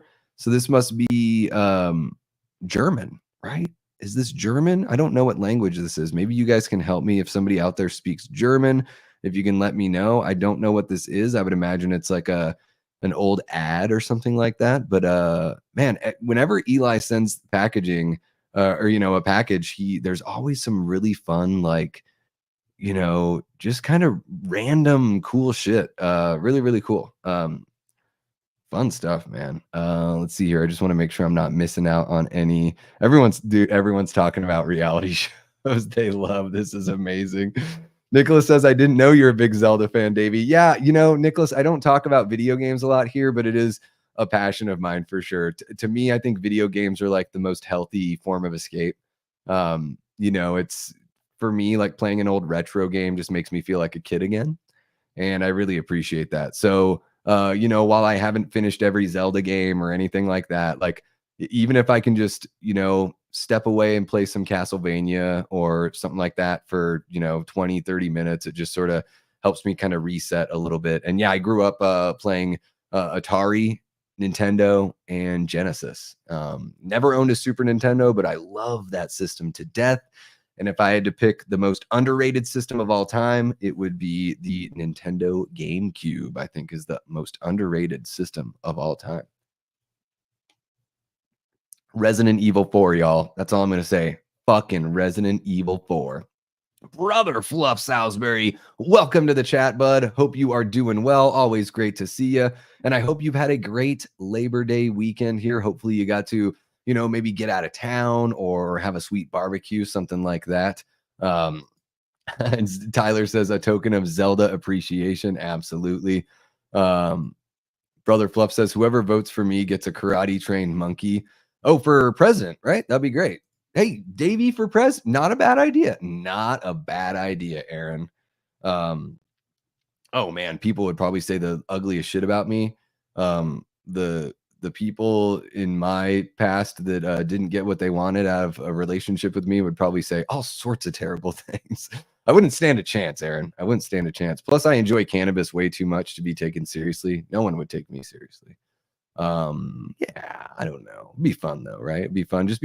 I'll just be president for 4 years. I'm gonna do everything that I think should be done to get our country back on track. And then I'm fucking out. See you later. Peace. You know what I mean? Something like that. But speaking of voting, I want to check on the poll really quick. Which is the best non-scream 90s teen horror flick? Urban Legends at 17%. I Know What You Did Last Summer, 12%. The Faculty, 43%. And Halloween H2O, 28%. So The Faculty is still head and shoulders above the rest. So let's see how that all works. And Liana says, Aaron, first rule is to disengage if you don't believe you can change a person's mind. Yeah, I tend to agree for sure. I've said goodbye to multiple people on Facebook as of late because I just can't take I just can't do it. Yeah, fully into conspiracy theories and I hate it. It can be tough, Unfriended somebody for sending me attachments in my DMs for stuff I didn't care about. There you go. Jamie loves the CD sticker. Hell yeah. No, it's really, really cool. Absolutely. Super pumped for that one. I got whole bunch of like water bottles and coffee mugs and like travel mugs and stuff that I can make use of these stickers for sure. Everyone's talking about The Cure. There it is. Lullaby's a great song. Aaron Click says, my favorite band. That's amazing. That's awesome. Raymond says, I always liked Love Song from The Cure. Pictures of You, I would say that's my standout Cure song when I think about them. Song that I really, really enjoy. Let's see here. Resident Evil 3 Nemesis took a month of my life away playing it over and over again. Liana, I have played Resident Evil 4 so many times that I don't know the things that I could have accomplished. I certainly could have started my YouTube channel a lot sooner if I wasn't stuck playing Resident Evil 4, but sometimes you just got to do it, 25 likes. Hell yeah. Aaron, the camping getaway was amazing. I had a really fun time. I am going to do a post of a bunch of pictures. I did a post for the members while I was on the trip just to kind of share what we were up to at the time. But I'll post something on my Insta. I'm not sure if you're over there on Instagram. But yeah, I'll post something over there. And maybe I'll just go ahead and share it over on YouTube as well. We got Erica in the chat. Welcome in, Erica. She's one of our great channel members and a mod over on Killjoy Jake's channel. So everyone make Erica feel welcome. Nicholas says, I'd vote for you for president if you actually ran, Davey, if you make weed available everywhere. Well, that'd be day one. Day one, I would be like, no more federal ban on marijuana. The states just get to decide. Erica, you have not missed the unboxing. I've only gotten to these items. So we did a Zelda. There's a coin from Zelda. Really, really cool. Breath of the Wild coin. And then a handful of stickers here. Little astronaut in a BMX, little Felix the cat, little Cosmos action, the Dutch Brothers mix CD, and a Cure sticker. And we're going to get to the real goods now, Erica. So you're all good. And thank you, because that actually reminded me to get back on track. Back on track. All right, guys, are you ready? So the very first one we've got. Ooh, shit. So we've got on Blu-ray, Elvira, Mistress of the Dark presents In Search of Darkness, a journey into iconic 80s horror. This is the collector's edition, and I think this is what Eli was talking about, where this one is very rare now. I don't know, Eli, if you can chime in the chat, because I'm sure you know way more about it than I do. I know about the In Search of Darkness series, and I know they're putting together a 90s version right now. But is it one of those things where maybe you can stream it, but having a physical copy is a rarity right now? So just let us know. This is really cool. Elvira is awesome. And then look at all the icons back there. I mean, just right off the bat, I see Tarman, Chucky, Freddy, Jason, Michael with the bloody tears, Herbert from Reanimator. You've got the one shot from American Werewolf in London. I see the Thing up there, Pinhead. I see all sorts of good stuff here. Ash from Evil Dead 2. Oh my gosh. So yeah, this looks unreal. Yeah. Let's see here. Aaron says that's the best horror doc ever. Tyler's like, ooh, and Erica goes, that's pretty sick. Hell yeah, this is amazing. This is amazing. I've never seen this documentary. I've heard so much about it, and of course, like I'd mentioned, I know they're doing the one from the 90s, and seems like these folks really know what they're doing here. Oh my god, and we got my girl Barbara Crampton, B Cramps. Oh, I love you, B Cramps. I got to meet her last December. I was so nervous. She is just something else, right? Thank you so much, Eli. That's really cool. I can't wait to check this out, especially now that we've officially entered spooky season. I'm really pumped about this one, man. Thank you so much. That's way too cool. Holy crap. And we've got, oh my gosh. I shouldn't have looked at the one below the one that I grabbed, but right here, we've got a steelbook of VHS 99. VHS Goes to Hell. Look at that gorgeous artwork. I love the blue and the orange, like the blue and the red, orange. Like that's always a good look. You see it on movie posters all the time. But yeah, this is a Shudder release, and really cool to see them put this out on physical media here. So yeah, this is a movie I've never seen. I've seen the first two. I've seen VHS and I've seen VHS 2. I've not seen anything else. So Eli had also sent me VHS 94. So I'll have to catch up on VHS 94 and then check out VHS 99. I know, like, I don't expect that the stories are gonna, I know it's not like a true sequel kind of thing, but it just only seems right to watch 94 before watching 99. But this is amazing. Still in the plastic wrap, if you guys can't tell. So I would crack the steelbook open and show it off, but I kind of want to wait. Eli, I gotta say, the steelbooks you've sent me, anything you've sent me in plastic wrap, like I'm gonna unwrap it when I watch it. I'm not just gonna like unwrap it and put it on the shelf. I want it to be so I want it, I kind of believe in the ceremony of it all for sure. So really excited. I think horror anthologies, it's something that my wife hasn't seen a lot of horror anthologies. Like we've watched maybe we've watched the first Creep Show. And of course, we've watched like Season of the Witch, which isn't an anthology movie by itself, but you guys know what I mean. It kind of works in that anthology sense within the Halloween, franchise. But I think this might be something, jumping into anthology movies with Kate might be really cool because, you're only asking for that bit of your time. You get so many stories within each VHS film. So I haven't really heard much about this one, but the steelbook is beautiful and looking forward to checking this one out. Absolutely. Let's see here. Just want to catch up with everyone. Raymond says, if Davey was president, we'd have a 3-hour press conference. That would be really cool. Yeah, my 3-hour press conference would be like, God bless America, everyone. I watched this movie last night. And then just 3 hours later. And that's why you should give Rob Zombie's Halloween 2 another chance. The crowd would just go crazy. It would be amazing. Oh my God, how beautiful that would be. I tell you what, the music you would hear at presidential events would be way more raucous and really cool. Like the Descendants would be playing the presidential events. It would be pretty cool. And speaking of the Descendants, happy birthday to Stephen Egerton, the guitarist from the Descendants and guitarist from All as well. 2 of my favorite bands. Happy birthday to you, sir. Love the music you make. Jamie says In Search of Darkness is fantastic. I love putting that on in the background while doing chores. Yeah, and then I can't wait to actually give it a go and sit down and, man, I'm sure I'll learn so much about these movies that I had no idea about before. Aaron says it's one of those horror docs that even if you've watched it and learn all the little factoids, it's just a warm blanket comfort viewing.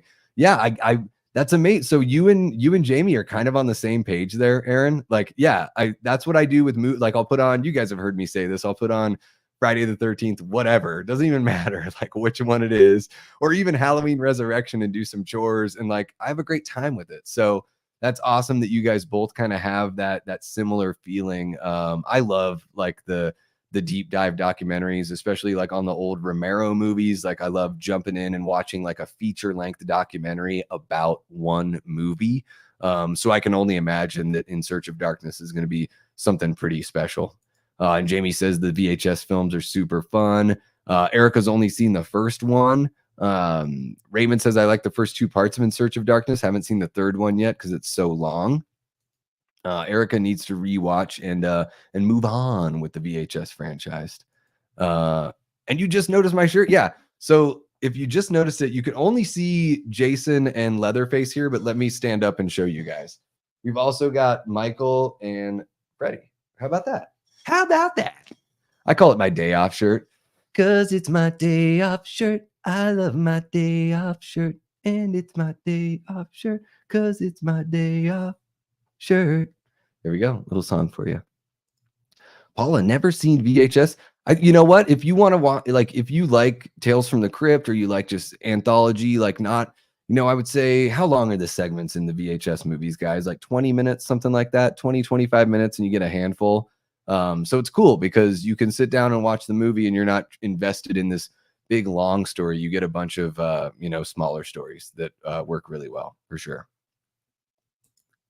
Show Kate Trick or Treat. She'll love that. We may have watched Trick or Treat. That's one that I just might have missed when when going through the story. We might have watched that one. I'm trying to think. I think that we did maybe like 2 or 3 years ago, something like that. And Erica and Paula saying what's up to each other. That's too cool because yeah, you guys are over there at Killjoy Jake's channel is I think how you found your way over here to our channel. So how cool is it that there can be that intermingling and these communities can grow together? It's really awesome. Aaron says, just saw Filter, Ministry, Alice Cooper, Rob Zombie in concert Saturday night. Such a great concert experience. Hell yeah, I think Cody Leach is going to check out that Alice Cooper, Rob Zombie. Not sure if Filter and Ministry are going to be at that show, but I know he's going to go check them out in Dallas here in might be a week or so. Liana says, did you ever listen to Tony All? It's not for everyone, but I love it. Liana, wow, I have goosebumps right now. Yes, I own Tony All on CD. I own it on LP. I really, really love it. I think Tony Lombardo is one of the most talented bass players in punk rock history. And that, my friend, is a massive, massive deep cut. Everyone in the chat, even if you don't know what Tony All is, I want to see some like clapping emojis in the chat because that's the deepest cut I've ever seen on YouTube right there. That is the deepest of deep. And I totally know what you mean. Tony's got this really shy, cutesy way of singing and writing songs. But what's even cooler is the songs where Scott sings on them too. Because I love Scott Reynolds as a songwriter. He's my favorite singer. I mean, I love Milo, don't get me wrong. But Scott is, out of all the singers between the Descendants and All, he's the one that wrote the most songs. And I just love his sort of like jazzy style of writing punk rock. So wow, Liana, I'm totally surprised. Got to salute you on that one. You're like the third person I've met in my life that even knows what the hell Tony All is. So that's really cool, man. Really cool. I was proud to have you as a a chat hangout and a subscriber. Now I'm even more proud. That's really, really cool. I want to see that doc. Also, Elvira, Mistress of the Dark is one of my all-time favorite movies. Tyler, I think I've only seen that one once, so I need to revisit that one for sure. Yeah, I got the jingle. I tell you what, Erica, you wear this shirt to Costco, everyone wants to know about it. And everyone's like, oh, I thought it was just some lame like dad shirt. And then I looked at it and was like, whoa. And I'm like, yeah, I ain't no lame dad. I might have a dad bod, but I ain't no lame dad. Bring back Crypt Keeper as a nickname that sticks to people. Oh yeah, like that's funny that you say that, Liana. My brother made a comment of like it's a lost art, like calling someone the Crypt Keeper when they look like decrepit and like like they're on the verge of death or that they are dead, is calling them that as a dig. That's pretty good. Nicholas voted for the Faculty. Hell yeah. I think the Faculty is great. Yeah. Thank you so much for hanging out, Gene. Really appreciate you. Hope you have a great rest of your night, and we'll see you next time. And we got Erica throwing some claps to Liana and Tyler as well. I just clapped because I was told. Yeah, but at least I didn't say put your hands in the air and wave them around like you just don't care, right? Nicholas, so there's a band called The Descendants, and in 1986, their singer Milo Ackerman, he was going through college and he went to go do his PhD program. So in 1986, Milo left the band The Descendants, and they started a band called All. The other three members, and they just found another singer. They've actually been through three singers, and now it's sort of like all three singers do concerts with them now, which is actually really cool. And so Tony was the original bassist of the Descendants back in 1982. He played on a record called Milo Goes to College, which is one of the seminal punk rock albums of all time. And he wrote a bunch of the songs, and he's a very not only does he play bass, but very creative and bouncy, really fun bass riffs. If you've never heard the song Myage, here, I'll put it in the chat so you know how it's spelled. So look up Descendants Myage. It's a classic punk rock track, and Tony Lombardo is the bassist that wrote it. And he had left the band. And then when they formed All, he came back and he was like, guys, I wrote all these songs. I don't know what to do with them, but I know I want to record them in some way. And so All was like, you know what? Let's just do a record and we'll call it Tony All. And it'll be all of your songs and we'll be your backup band. And you can sing the songs if you want to. Tony sings some of them. And then if you don't want to sing it, we can have our guy Scott sing them. So yeah, so that's the story of Tony All. It's a very niche thing, even for punk rockers. It's very niche. That's why it's so surprising to me. Yeah, it totally looks just like some Hawaiian shirt, right? There you go. Yeah, exactly. It is like a dad shirt. Yep. I can't find the claps. That's okay. The spirit counts, Paula. All right. Let's move on to the last. We've got 3 more items here. Guys, we got through the stickers. All right. We got In Search of Darkness, presented by Elvira. We've got VHS 99 Steelbook. Oh, this thing's so heavy. I love it. And then this one, man, this is really, really friggin' cool. This is a movie that I just watched this last February for the very first time. And it came out the year that I was born. And it's an absolute classic. A movie throughout my entire life. When I told people that I had never seen it, people were like, you've never seen, and I'd be like, yep. And they're like, get ready to cry. Sorry, just needed a sip of my Spindrift. And that is E.T., the extraterrestrial. And this is a steelbook as well. Looks like it's exclusive to Target, still in the wrapping, as you can see here. I had such a good time with this movie. It is heartbreaking. Man, it is so the lessons that this movie teaches about loss and about friendship and love and loyalty and letting go. Man, I wish I watched it when I was younger. I'm getting goosebumps just talking about it, and I've only seen it once. But it is extremely poignant. I mean, what an accomplishment. I mean, everyone loves Spielberg, obviously, and he went on to do such different, bigger kind of movies. But man, between this and Jaws, man, and Jurassic Park, do you need any more from somebody like Spielberg? And then Schindler's List, the list friggin' goes on of the amazing movies that Spielberg has done. And yeah, man, this one, I can't wait to watch this again. Thank you so much, Eli. I'm kind of beside myself here. I didn't cry the first time I saw it, but I'd probably cry now, knowing what's coming for sure, because everyone has had either loss in your life, or maybe you move away or a friend moves away, you never see him again. Those kinds of things. To me, this movie sort of helps prepare children for that, and for me, prepared an adult for that kind of thing. So thank you so much, man. This is really cool, especially to have a physical copy of it, and such a beautiful steelbook. So thank you so much, Eli. This is really special. Over 4 hours of bonus features. Let's see what they got.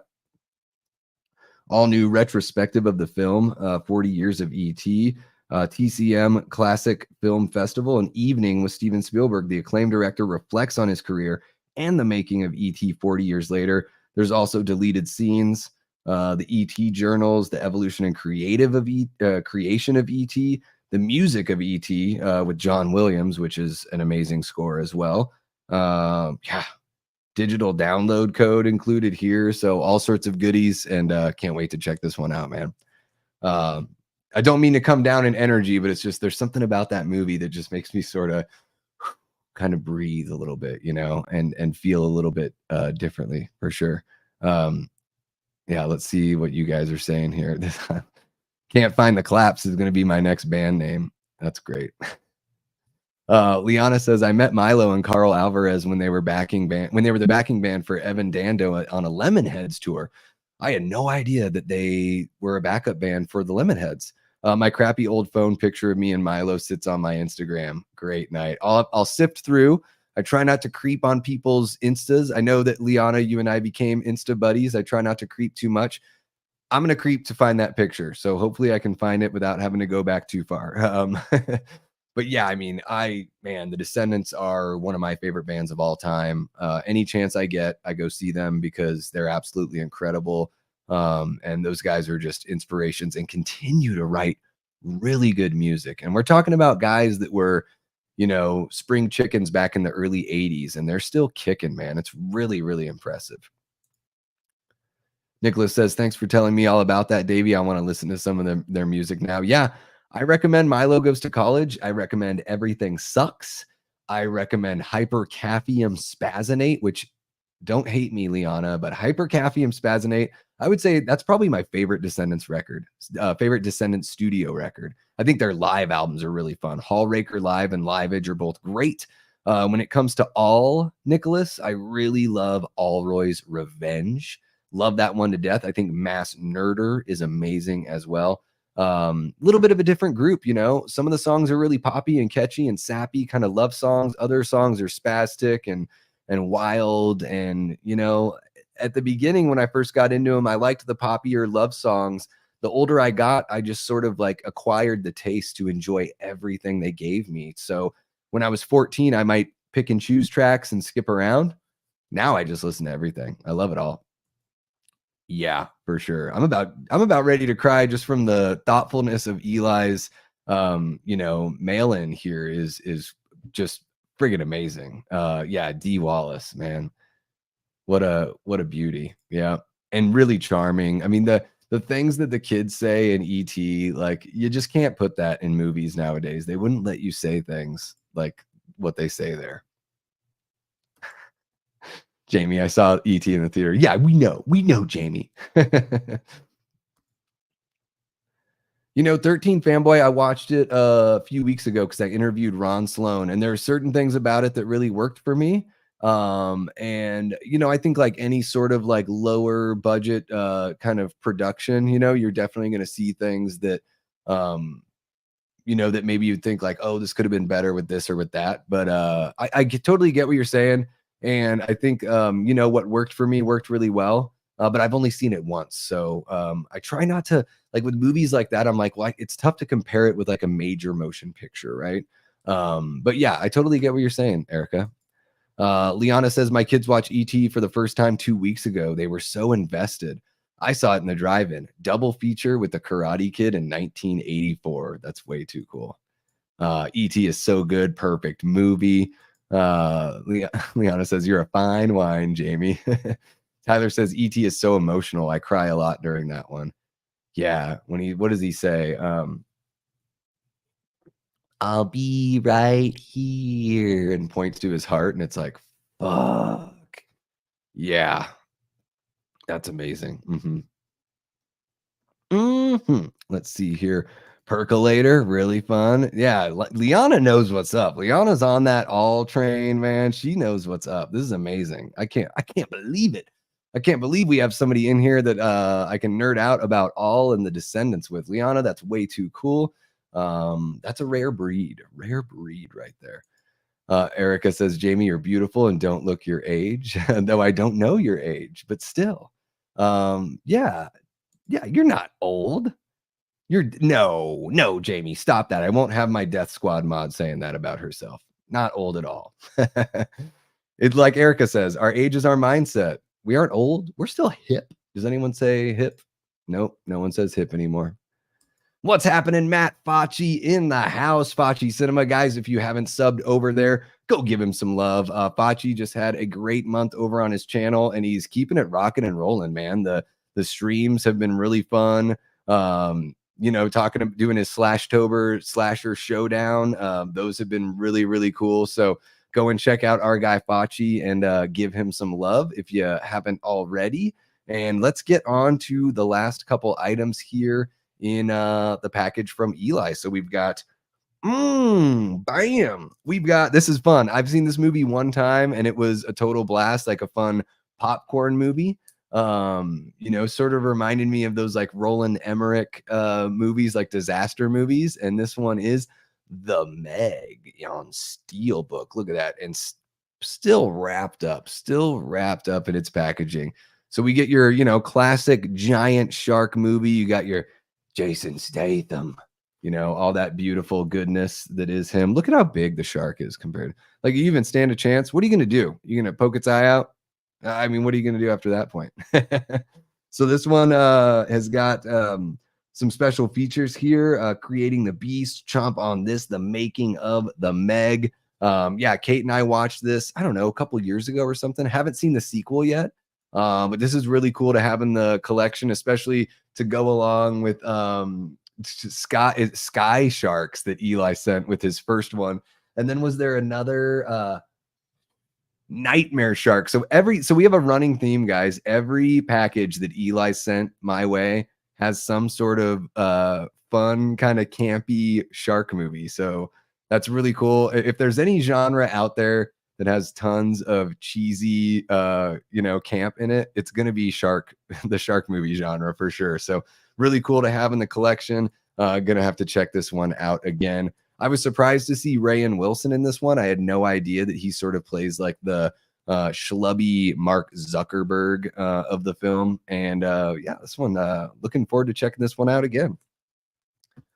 Oh, and then this one, holy cow. I think I've seen this one pop up on, I don't know what streaming service it was, but I was scrolling around and I've seen this one pop up there. And it is Dolly Dearest. And this is a full screen version on DVD.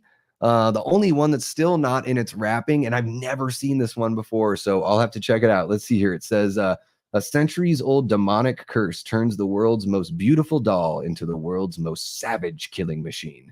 Now, this doll has her deranged eyes aimed at an innocent little girl named Jessica and will do anything to possess her.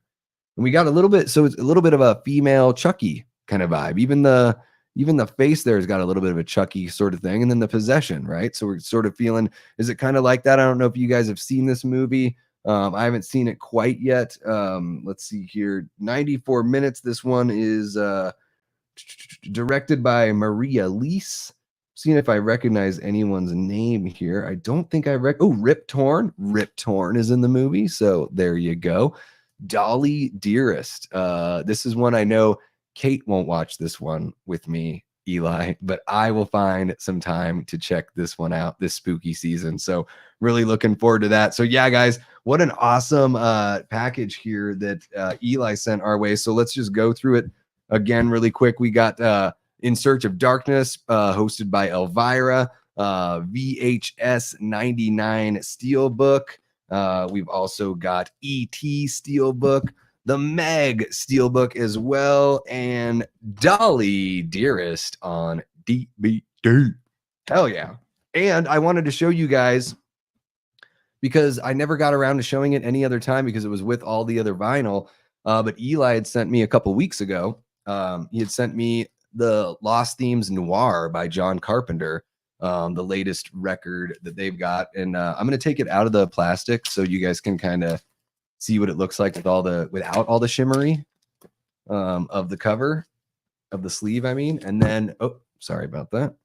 And then, so that's what the cover looks like. Really cool. I love the shades, the Venetian blind kind of rivet kind of lighting that you see on them. There we go. And let's take a look at everything that's inside. and take a look at that, huh? Why not? All right. So the record is really cool, guys.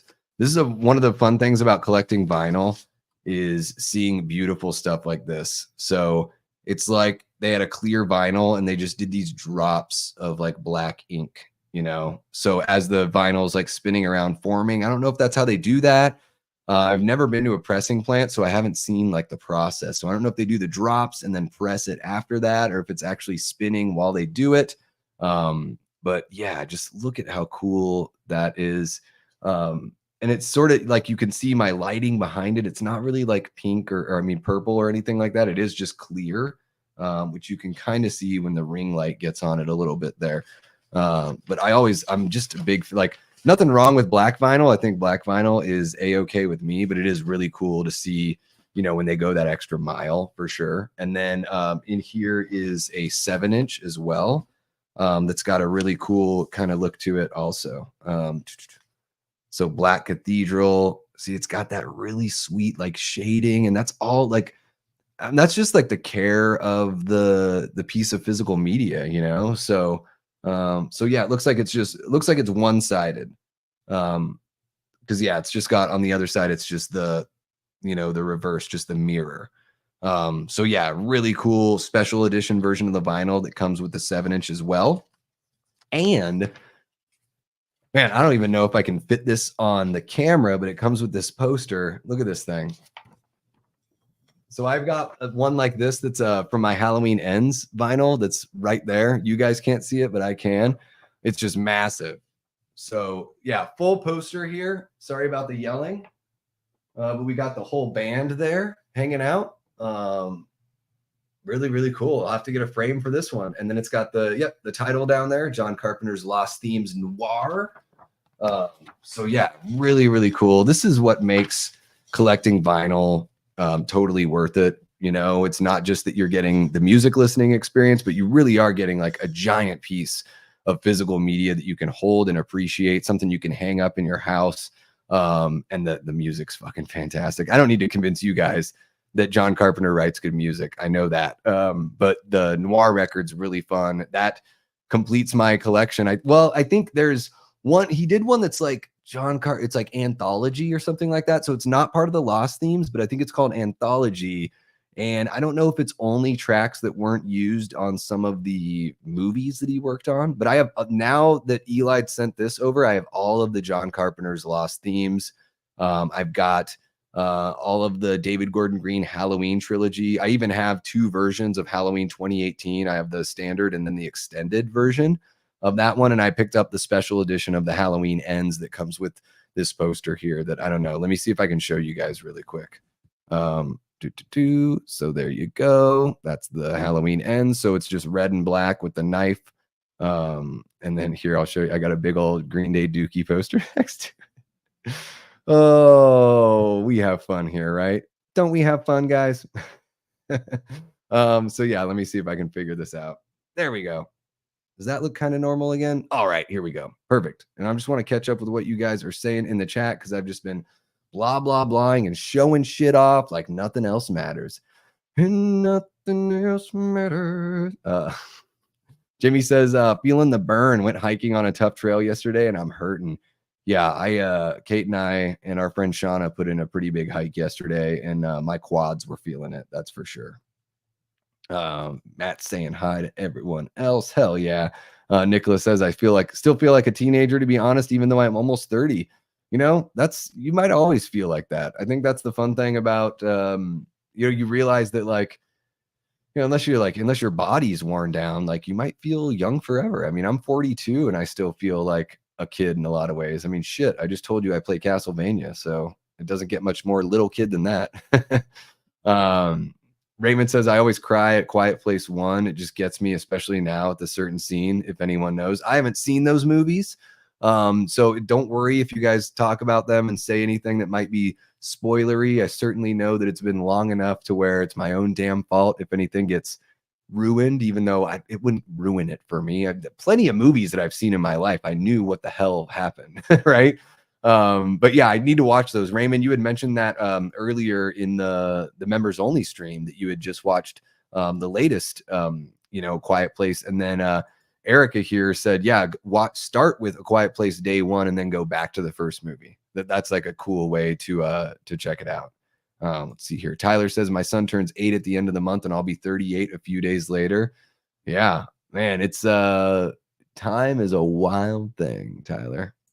Raymond will be 56 next month. We got such a great like group of people here that just I love that just age doesn't seem to it doesn't bind anyone, right? We've got, folks that are in their 20s hanging out in the chat, folks in their 50s hanging out in their chat, and everyone else in between. And what brings us here is our love for horror, our love for film, and the fact that we find those commonalities and we want to be around people that are positive and supportive. And I think it's a beautiful thing.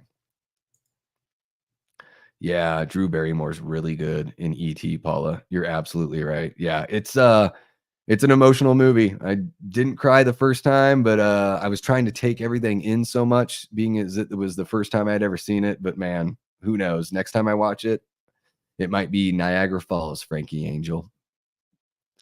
I do know that. Yeah, I'm a big shark guy. So yeah, Megalodon, what a wild time, right? With a 60-foot shark hanging around, shark the size of a Greyhound bus. I can't even imagine. So it's no wonder to me that they didn't last as long as all the other sharks in the sea. But yeah, I'm a massive shark fan. I've been obsessed ever since I saw Jaws back in like 87 and would go to the library and rent the National Geographic VHS tapes because that was before like Shark Week and all that stuff. So tried to learn as much about them as I could. Yeah, I think they're beautiful creatures. Absolutely.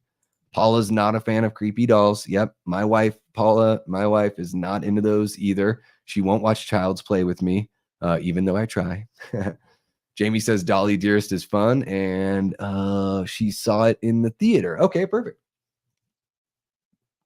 Just kidding, Jamie. Just kidding. Nicholas says, I hate dolls except for Chucky. Well, there you go. Nice package, says Erica. Oh, yeah. No, it's this is amazing, Eli.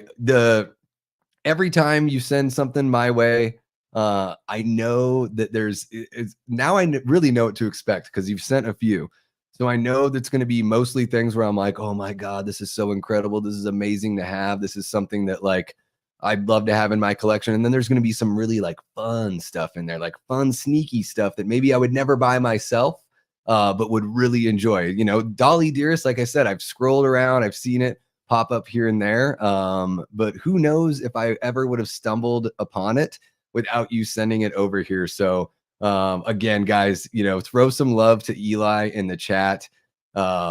It's just absolutely amazing. I've been doing this for about 14 months now, doing the YouTube thing, and just everything that I've gained from getting to know you guys a little bit has been amazing as far as like mental health goes, friendship, community, and then of course people like Eli who are literally contributing to what we can do here on the channel as far as content goes, and then also contributing to my private life because some of this stuff is just something I can enjoy on my own, right? Creepy dolls and evil clowns always draw my attention even though a lot are so bad. Is that Cronenberg? Which one? Dolly Dearest? Let's see here. We got Raymond says, what day, Tyler? Mine's the 10th. Oh, you're talking about your birthdays, the 1st. All right, there you go. Sorry, didn't mean to do that. There you go, on the 1st. And Raymond's is the 10th. You guys talking about October? October, right? Mine's on the 1st and my big bro is the 5th. So you've got a brother that's right there. My wife, her brother's birthday, they're like 8 days apart. I mean, a year. They were born like a year and 8 days apart. So yeah, right there. The one dude in that band looks just like Cronenberg. That's what you're saying. Which one? The one holding the guitar? And now I have stuff falling.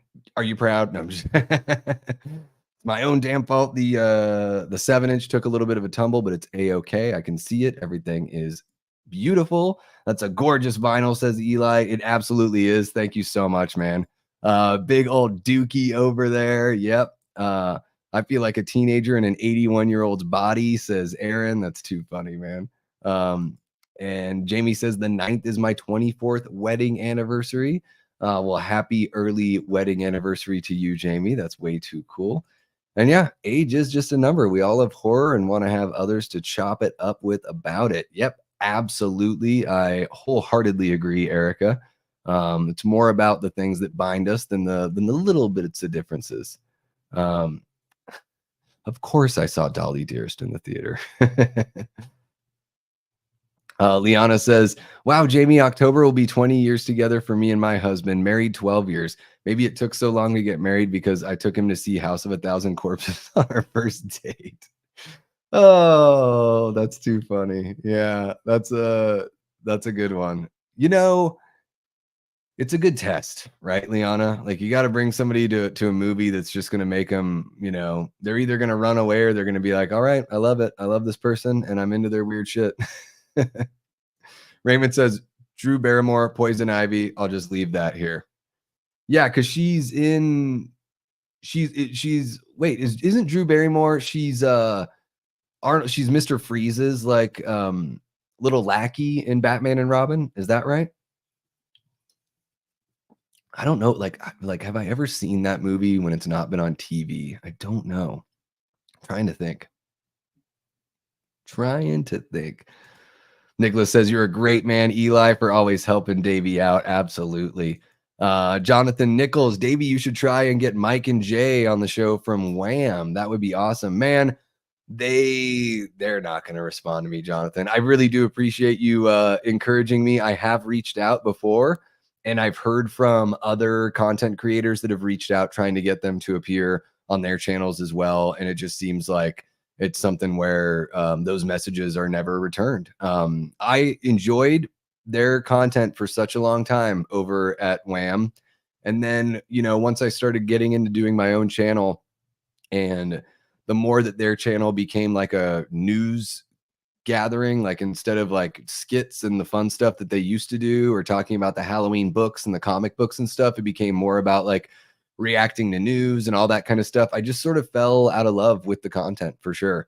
And as I started creating my own content, I felt like their approach, I'm not trying to rub anyone the wrong way or anything. I just felt like the approach seemed a little bit lazy to me. So I do really appreciate everything they've done for the space. And I think, I'm really happy that they're successful. I think it's awesome when somebody can do whatever they're doing creatively. If they can do that for a living, that's amazing. But unfortunately, I don't think that would happen unless I became wildly successful. And who knows? There's no guarantee that that's going to happen. I'm going to keep chugging along though, and I'm going to keep on shooting for the stars and bringing on some great guests on Late Night with the Davey.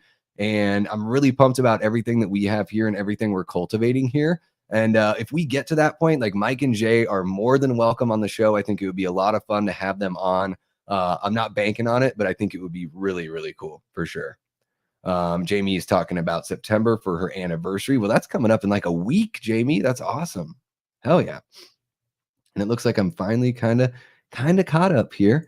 Jamie says, when I first met my husband, we went to 2 movies a week for the whole first year. He's a good sport. To be fair, 94 was an excellent year for film. It certainly was. Man, what a tough year, or for that Rad 9 challenge. What a tough challenge that was to pick just 9 movies. 28 likes. Hell yeah, Nicholas. Thank you so much for the heads up on that.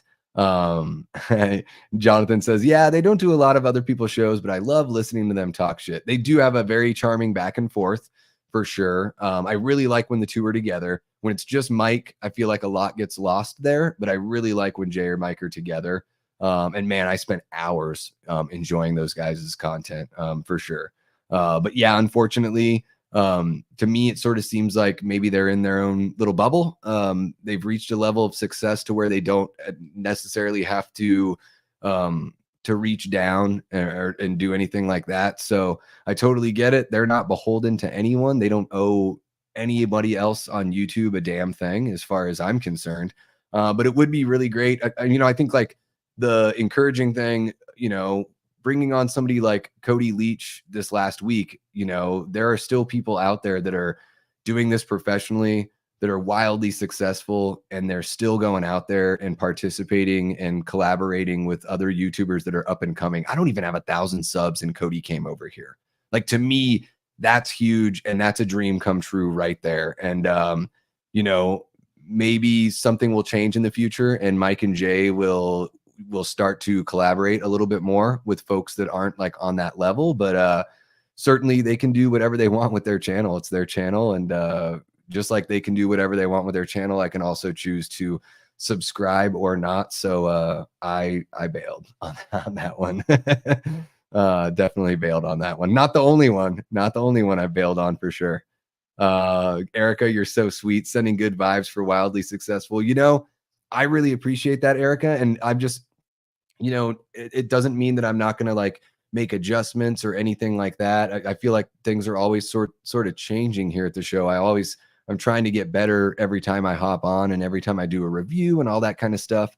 I want to make sure that everything's like naturally cultivated. Like I said earlier, I want to make sure I'm always giving you guys my true, genuine self, and then I'm talking about things that I'm passionate about here. So if wildly successful is in the plan and that's on the path that we're on, then that's awesome. I don't ever want to like sacrifice anything or try to like do something that feels like it's not me in the hopes that I'll be successful. But I have such a great feeling about the trajectory that we're on.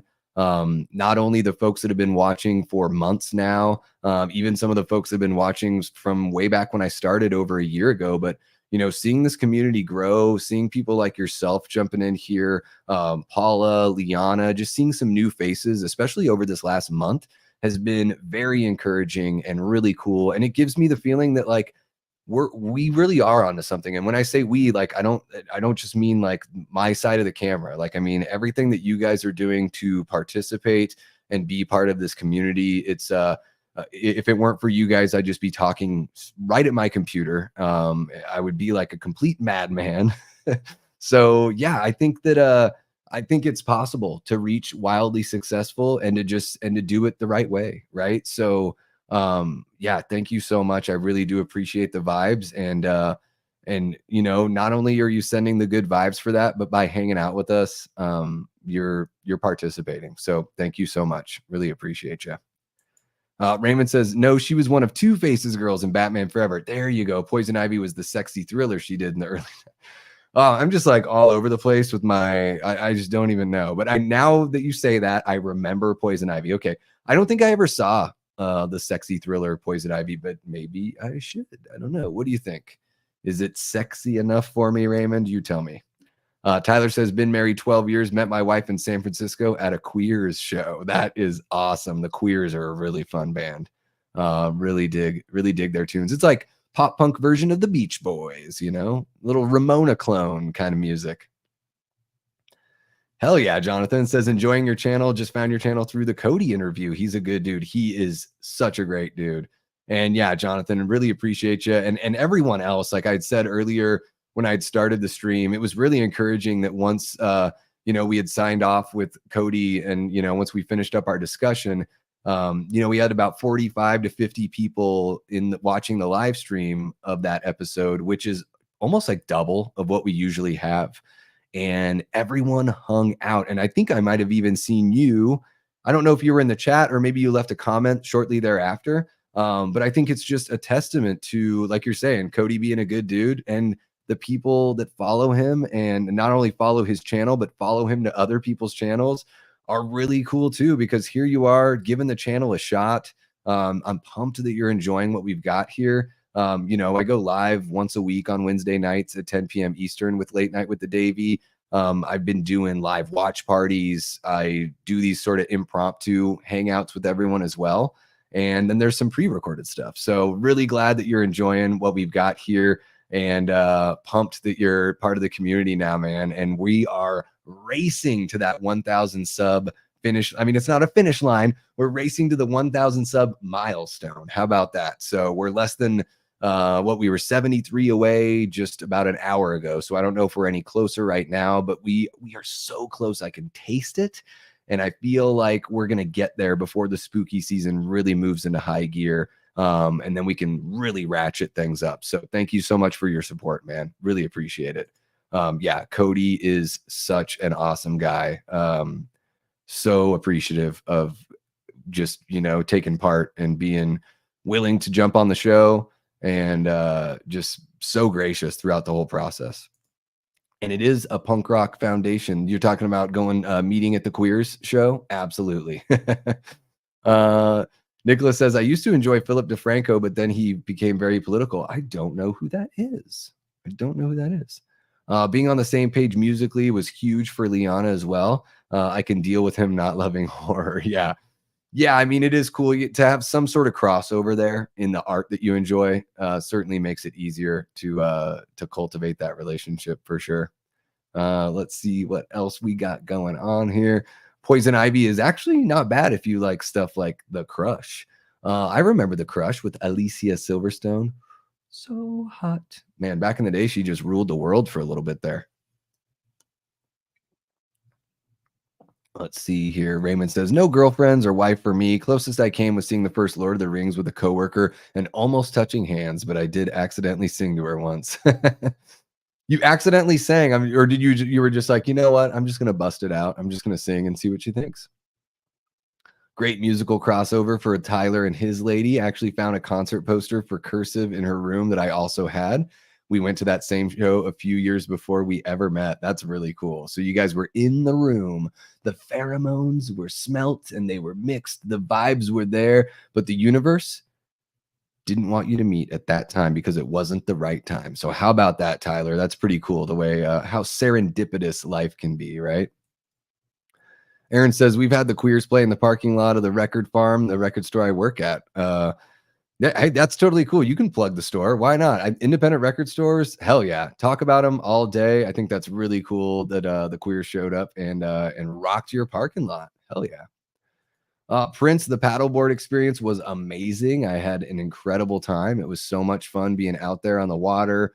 Very first time, I felt like I got the knack relatively quick, thanks to Kate giving me some tutelage and helping me along the way for sure. And yeah, within about an hour or so, I was kind of like cruising around and checking out whatever I wanted to check out, and jumping back in with the group, and then we'd tie up the boards together and hang out, and we were listening to music, bouncing into little coves here and there on the lake. It was really cool. It was super fun. Raymond says, let's just say Poison Ivy would be a good for a night when Kate's out. There are 3 sequels too, with 3 different girls. Yeah, I bet they're all good old TNA movies for sure. Cursive, man. I was just listening to the Ugly Organ the other day. That's the one band I never saw and wished I did. Yeah, I remember them being really big. Like they kind of had like, I'm a big Braid fan. And I remember like once Braid broke up, it seemed like Cursive sort of picked up the mantle for the people that were, looking for that sort of vibe, like what's the next band that kind of gives us those feels?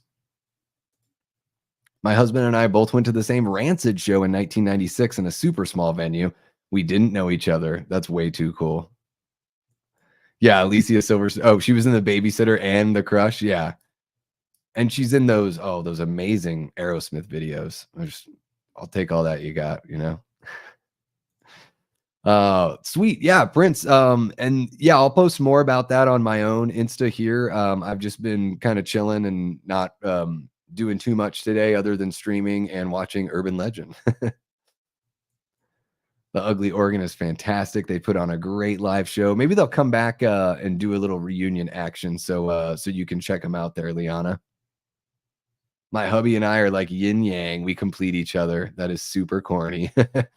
Super corny, but if it's true, it's true. What can you do, right? Nicholas says, I realized during the stream I really need to get a girlfriend after hearing about everyone else's love stories. Well, you know what? Just like how we want to cultivate success here on the channel, sometimes those things just sort of need to happen. It doesn't mean that you don't like try and be on the lookout, but sometimes, you stumble upon that love or somebody you're going to be romantically entangled with almost by accident, right? So, and judging from what Liana and Tyler have said here, Nicholas, maybe you've already been in the very same room as the person you're meant to be with, but it just wasn't the right time, which is encouraging if you think about it. Pretty booked for September. Yeah, booked all the way through September, and we've got Vincent DeSanti booked for October 9th. So I've got some lines out in the water to see if I can catch a couple other bookings for October.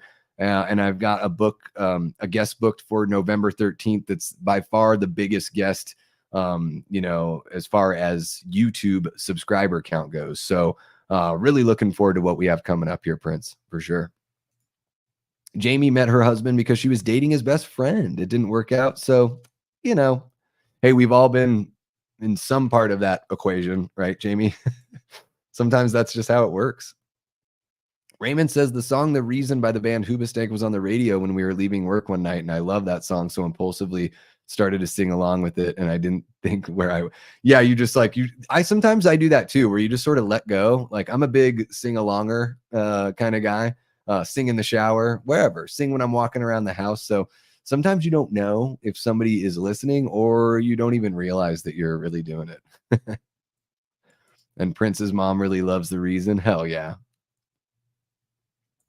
Paula would love to have a boyfriend. Well, you know what? It's never too late. You just got to keep your mind, your eyes, and your heart open. And you just never know where you're going to meet that person. It's wild. You really don't. Like, Kate and I met we were working at a pizza shop together. And I was in a relationship at the time, and I was relatively lukewarm about everything. And you get to, I don't know if you guys that have worked in the restaurant industry, you hang out, the whole crew kind of goes out sometimes after a shift, and you start to get to know people on a little bit of a different level. And so, Kate was basically like, hey, I don't know what's going on with the thing that you're in, but I'm interested. And I just wanted to let you know, which sort of lit a fire under my ass as far as like, well, if I'm lukewarm about this thing, like, what do I do? Do I stay in something that I'm lukewarm about just because it's easy? Or do I do something that might be a little bit uncomfortable at first, but in the long run might be the right thing to do? So I went for the thing that was uncomfortable at first, but ultimately here I am. Kate and I have been married for just over 2 years and together for about 9.5 years. So I think it worked out the way it was supposed to. Love is in the air. And Eli says, been married to my wife for 20 plus years. That's incredible, Eli. You don't look old enough to have been married for 20 years. That's amazing. When did you guys get married, like really young, or are you just both very young looking people? That's incredible. Erica saw Hoobastank live, opened up for Incubus. Well, that makes sense because I think they sound a lot like Incubus. Maybe a little bit more accessible, or maybe not accessible is the word, maybe a little bit poppier than Incubus. It was an amazing concert and a great light show. I bet. I'd love to see Incubus live. Kate loves Incubus, and I really love like the Make Yourself album. That's like my jam when it comes to Incubus. I really like Science as well. And then I'm just not as familiar with the records after Make Yourself. But I really like, Brandon Boyd's voice is fucking amazing. What a powerful voice. There you go. That's what you got to do, Nicholas. You just got to sing along, improve your voice, and it just feels good. Even if you can't sing, singing feels good, right? Jamie says, oh yeah, I worked at Ponderosa. Was exactly like the movie Waiting. That's hilarious. Prince says, been singing since high school, discovered my talent, and here we are. The infinite character exists. There it is. Liana sang opera for years. My husband enjoys when I shake the windows. That's way too cool. So you're an opera singer that listens to The Descendants and All and Cursive, and I would imagine a whole bunch of other really great bands. But that's really cool to have that background in opera and even be aware of, the punk rock kind of stuff. That's really cool, Liana. Longest celebration of Christmas in the Philippines has started. Happy September, everyone. Celebrating Christmas already. That's wild. I had no idea. My wife and I celebrated our 30th anniversary on August 13th. That's way too cool. That is awesome, Aaron. And Frank says, damn, you're still live. Yes, we're kind of wrapping things up, Frank, but yes, still live. You know what? When I've got the captive audience, I just can't let them go. The lyrics, though, I found a reason for me to change who I used to be, a reason to start over new, and the reason is you. She quietly listened, though, didn't stop me. Yeah, it's I remember that song being a pretty big hit when I was like late high school, maybe something like that. Late 90s, early 2000s. When was that? There you go. Eli and his wife have been together since high school. 38. Man, that is so awesome. Congratulations to both of you guys. What in the how, Eli? You're going to share that fountain of youth with the rest of us? Says Tyler. Nicholas says, Davey and Chad, have any of you heard the song Born Free by MIA or seen the music? I don't know if I have. I'm not the biggest MIA fan, Nicholas. I really only know the one song, there was one song that was like played out to friggin', no end and was on like every movie soundtrack or trailer for a couple years there. And I don't even know what that song's called. But it uses the sample from the Clash song. Frank, you missed the hall. Eli is right. Jamie says she used to sing, hoping that surgery will help get at least a bit of that back. I hope so too, Jamie. And like I said, even if it's, I sing songs, if no one's around, even if I know I can't hit the notes, like I'll just go ahead and give it a shot because it still feels good just to do it, right? That's right, Paula. Labor Day doesn't end till midnight. We're going strong. There you go. Rewind. Something like that. I don't know. Yeah. I'm pulling for you as well, Jamie.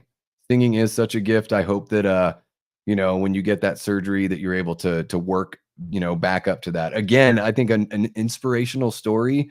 I don't know if you've like read about it. I know that I won't be able to articulate it as well um as well as the person could, but Dave Mustaine from Megadeth recovered from throat cancer and he's out there singing and still sounds great and he's in his 60s. And so, it's just one of those things where, we'll put out those good vibes and those prayers for you and all that. And then it's about, I would imagine there's got to be some physical therapy involved in just sort of getting those muscles back to where they were, without knowing, too much about the procedure or anything like that. But definitely all of our best for a good recovery and for you to be able to sing like you want to.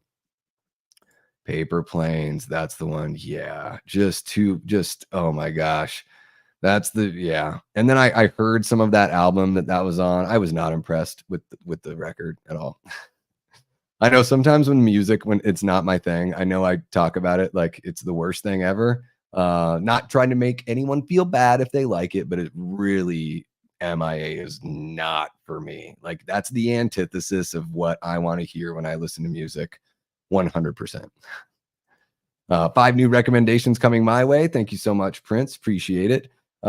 Shit, Davey looks like he could be my younger brother. I don't know about that, Eli. I don't know about that. But maybe, you know what? We'll be able to tell. Someday we'll meet in person and we'll really be able to tell. It can kind of be, maybe the camera makes me look younger than I am, right? Maybe you just never know. You never know. All right, let's see here. Paula likes country, top 40, pop, rock, and R&B. Boom. Oh, Jamie, I'm so sorry to hear that. That's just, yeah, that's no good. When do you have your surgery? Do you have that scheduled? Is it on the books? There you go. Got some love from Raymond. I'm kind of the same way, Nicholas, or I just make up the words if I don't know the words of a song I want to sing. Burrito rap this now. I'm such a busy movie watcher this week. Seen the Batman with Robert Pattinson yesterday, and it was magnificent. I love that movie. Some love from Erica for Jamie. Singing The Darkness is fun. Justin Hawkins has a great voice. Yeah, his voice is incredible. I really like that Growing on Me song is one of my favorites. Those first couple records, especially the first record, Permission to Land is so damn good. But that One Way Ticket to Hell and Back from, I think the album's called One Way Ticket to Hell and Back, like so much damn fun. Like I love The Darkness. They're just a blast. MySpace used to have karaoke once they featured me for singing Paula Abdul's Straight Up. Proud moment. That is awesome. I can't wait to karaoke again. I really want to. It's been way too long. Favorite Foo Fighters song? Man, that's a really tough one.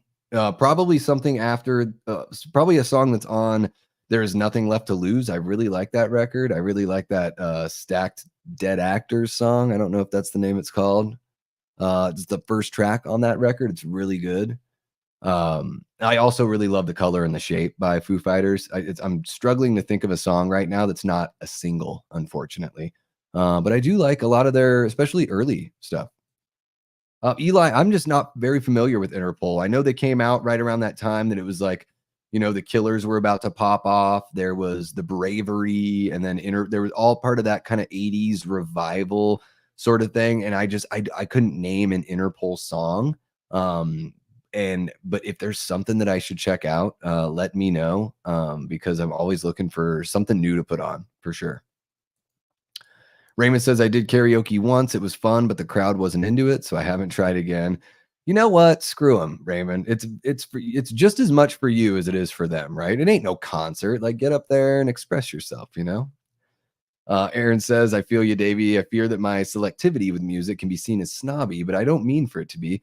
Yeah, I've had many people tell me, Aaron, where they're like, you make me feel bad for liking what I like. And I'm just like, sorry? Sorry, not sorry? Do you just want me to shut up and not give you my opinion? Like, whatever. I guess you could just walk away instead of like acting like it's a personal attack. Like, did you make the record? Did you write the songs? Did you record the album? Like, did you have any skin in the game to even be offended that I don't like what you like? Like, ooh, boo hoo hoo.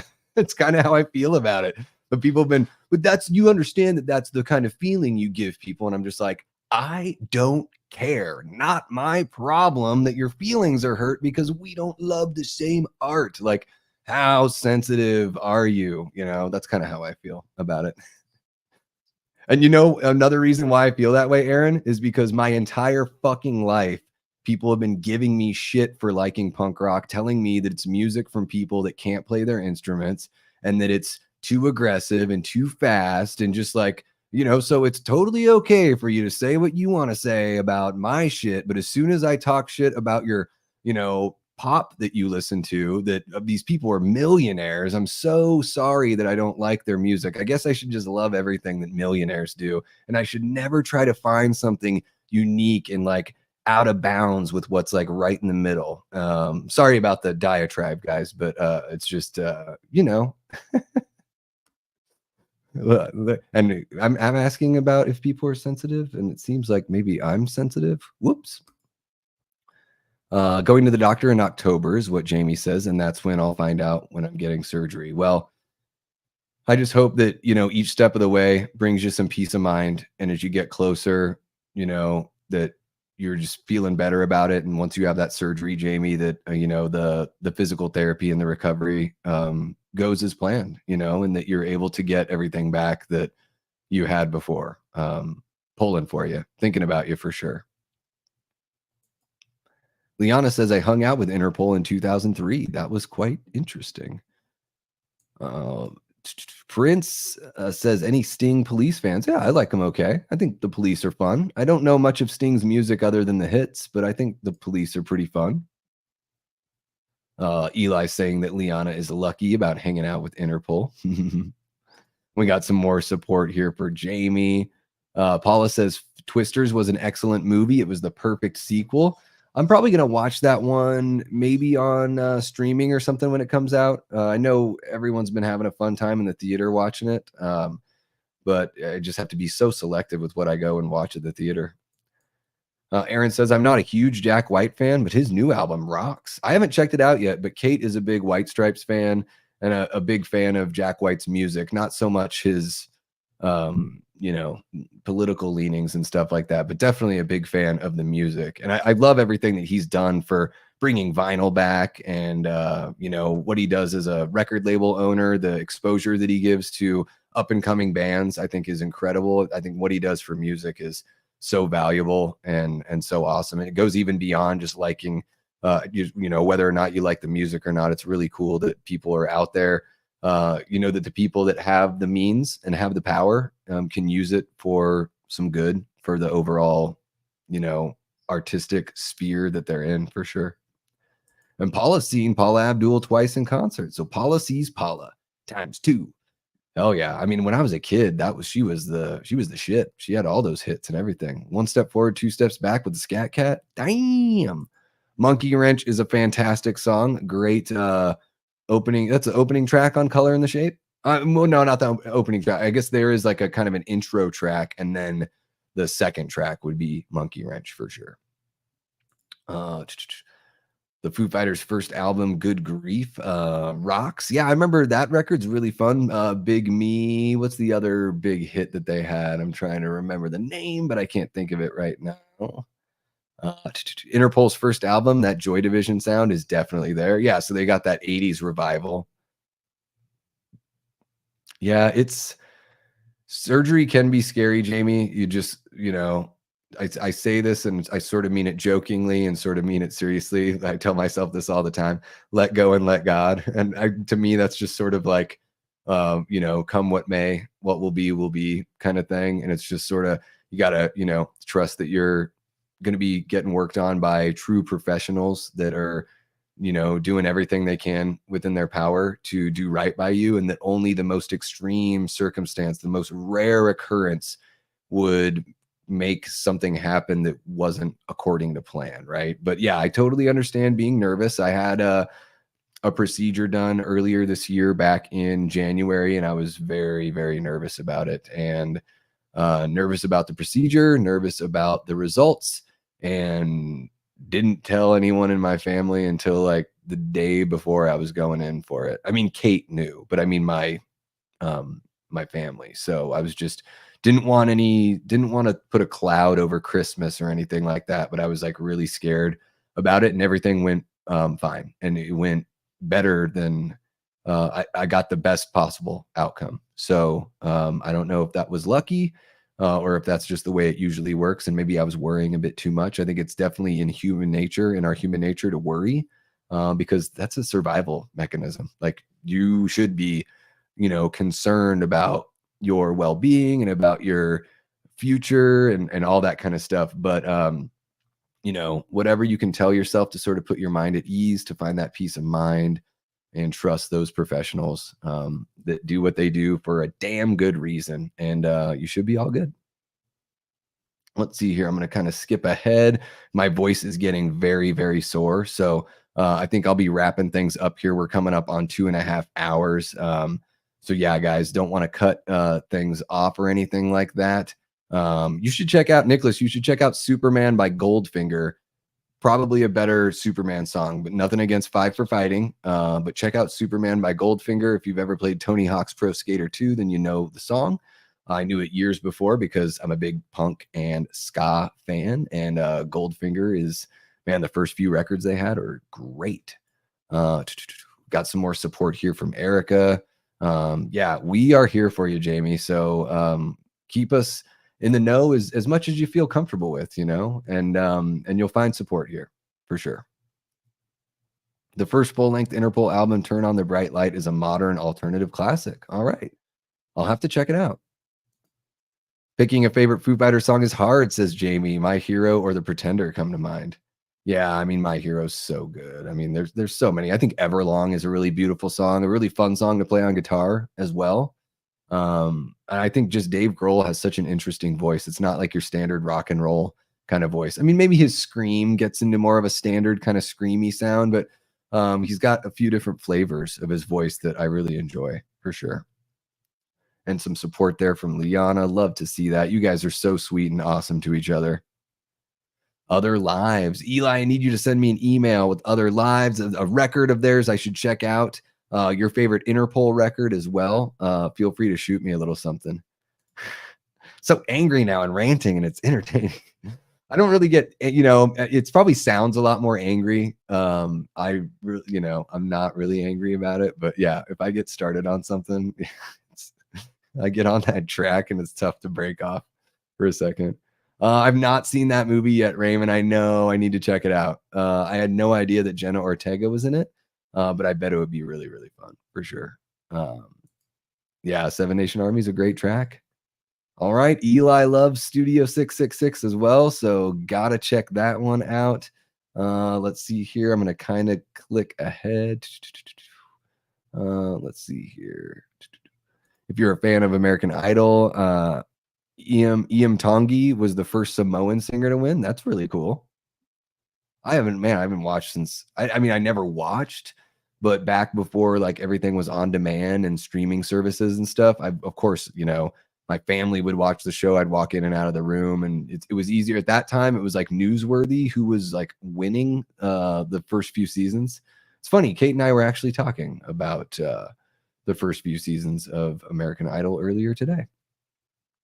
Let's see here. I saw John Mayer. I actually saw Maroon 5 open up for John Mayer in 2003. And John Mayer was incredible. He's a ridiculously talented guitarist. His voice isn't my favorite voice, but I think his songwriting's good, and he is amazing at playing guitar. That's undeniable. And I mean, his music blows Maroon 5 out of the water. I think they're kind of trash, but Kate is a huge John Mayer fan. Prince. Nicholas says, Davey, to be honest, I don't care about what everyone thinks about me or my opinions. I'm getting too old for that crap, and life is too short. Wise words for sure.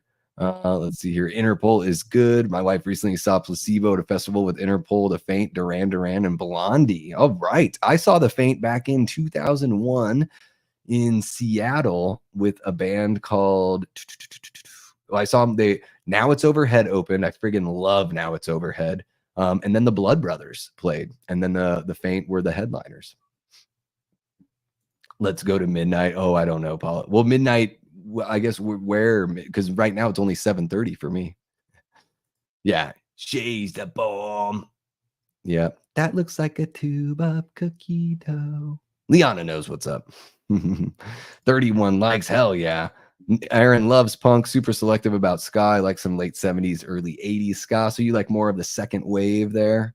Yeah, I like Foo Fighters, but Nirvana was better.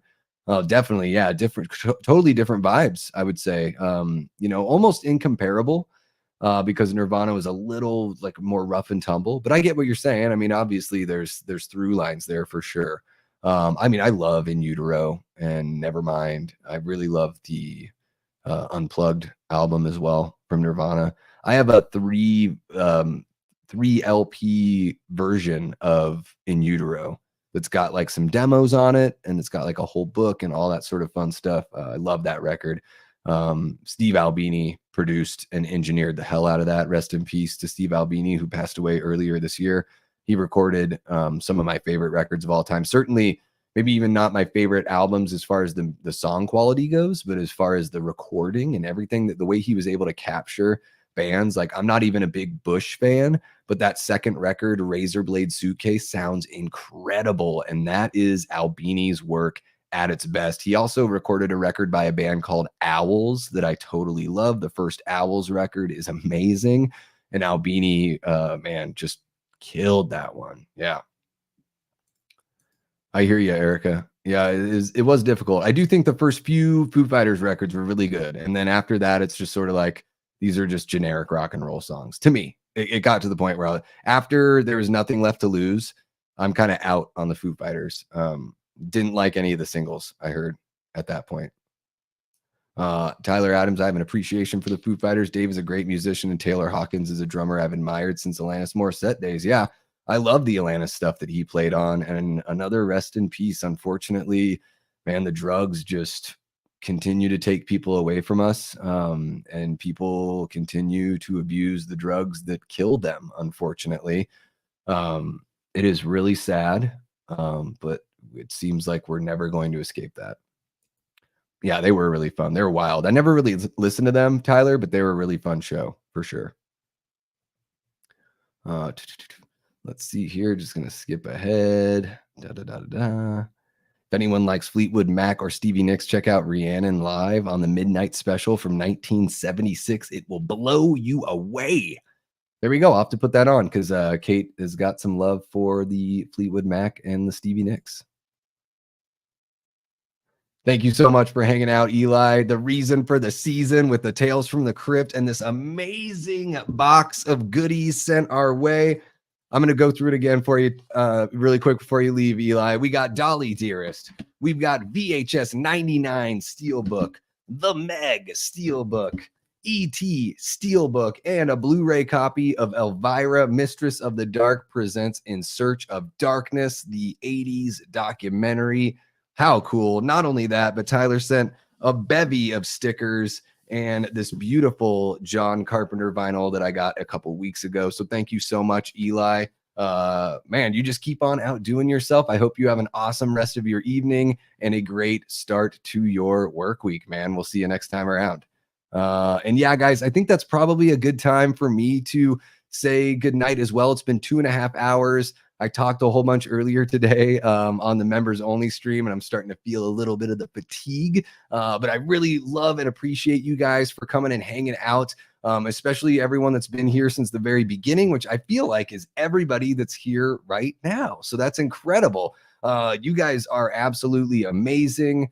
And let's see here. I got to say this because if I don't, it's all my fault.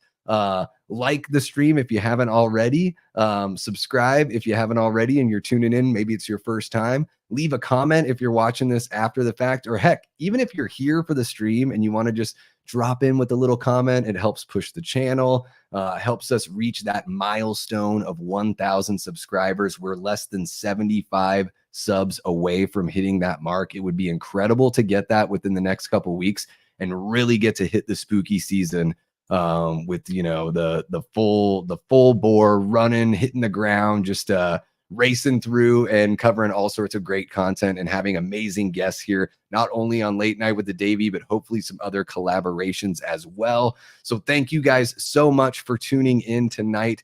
This has been amazing just to catch up with you after the weekend. I had such a great time out there in nature, but it's always great to see you guys as well. And yeah, I think that this will be it from me until Wednesday night. We'll be back at 10 p.m. Eastern with I almost said Our Life in Horror, That Horror Couple. I'm getting my horror couples confused. Late Night with the Davey will be back on Wednesday, 10 p.m. Eastern with That Horror Couple. And yeah, guys, we're going to have a whole bunch of other content coming up this week. So just keep your eyes open. Follow the links in the description below to check out my socials if you want to keep up with me out there and all that kind of good stuff. Thank you so much to all of our channel members and patrons. And of course, thank you to Jamie Hart, our Death Squad mod. Jamie, you did not drop the ball at all. Don't worry about it. You know what? When you mention all that stuff, it's great, Jamie, but ultimately it's my channel and I got to be the one talking about it. And you know what? If I forget, that's fine. We're all hanging out. We're homies. Everyone in here is here for a reason. So really appreciate you guys so much. We'll see you on Wednesday night. And until then, I've been and will continue being Davey Death Ray. Take care.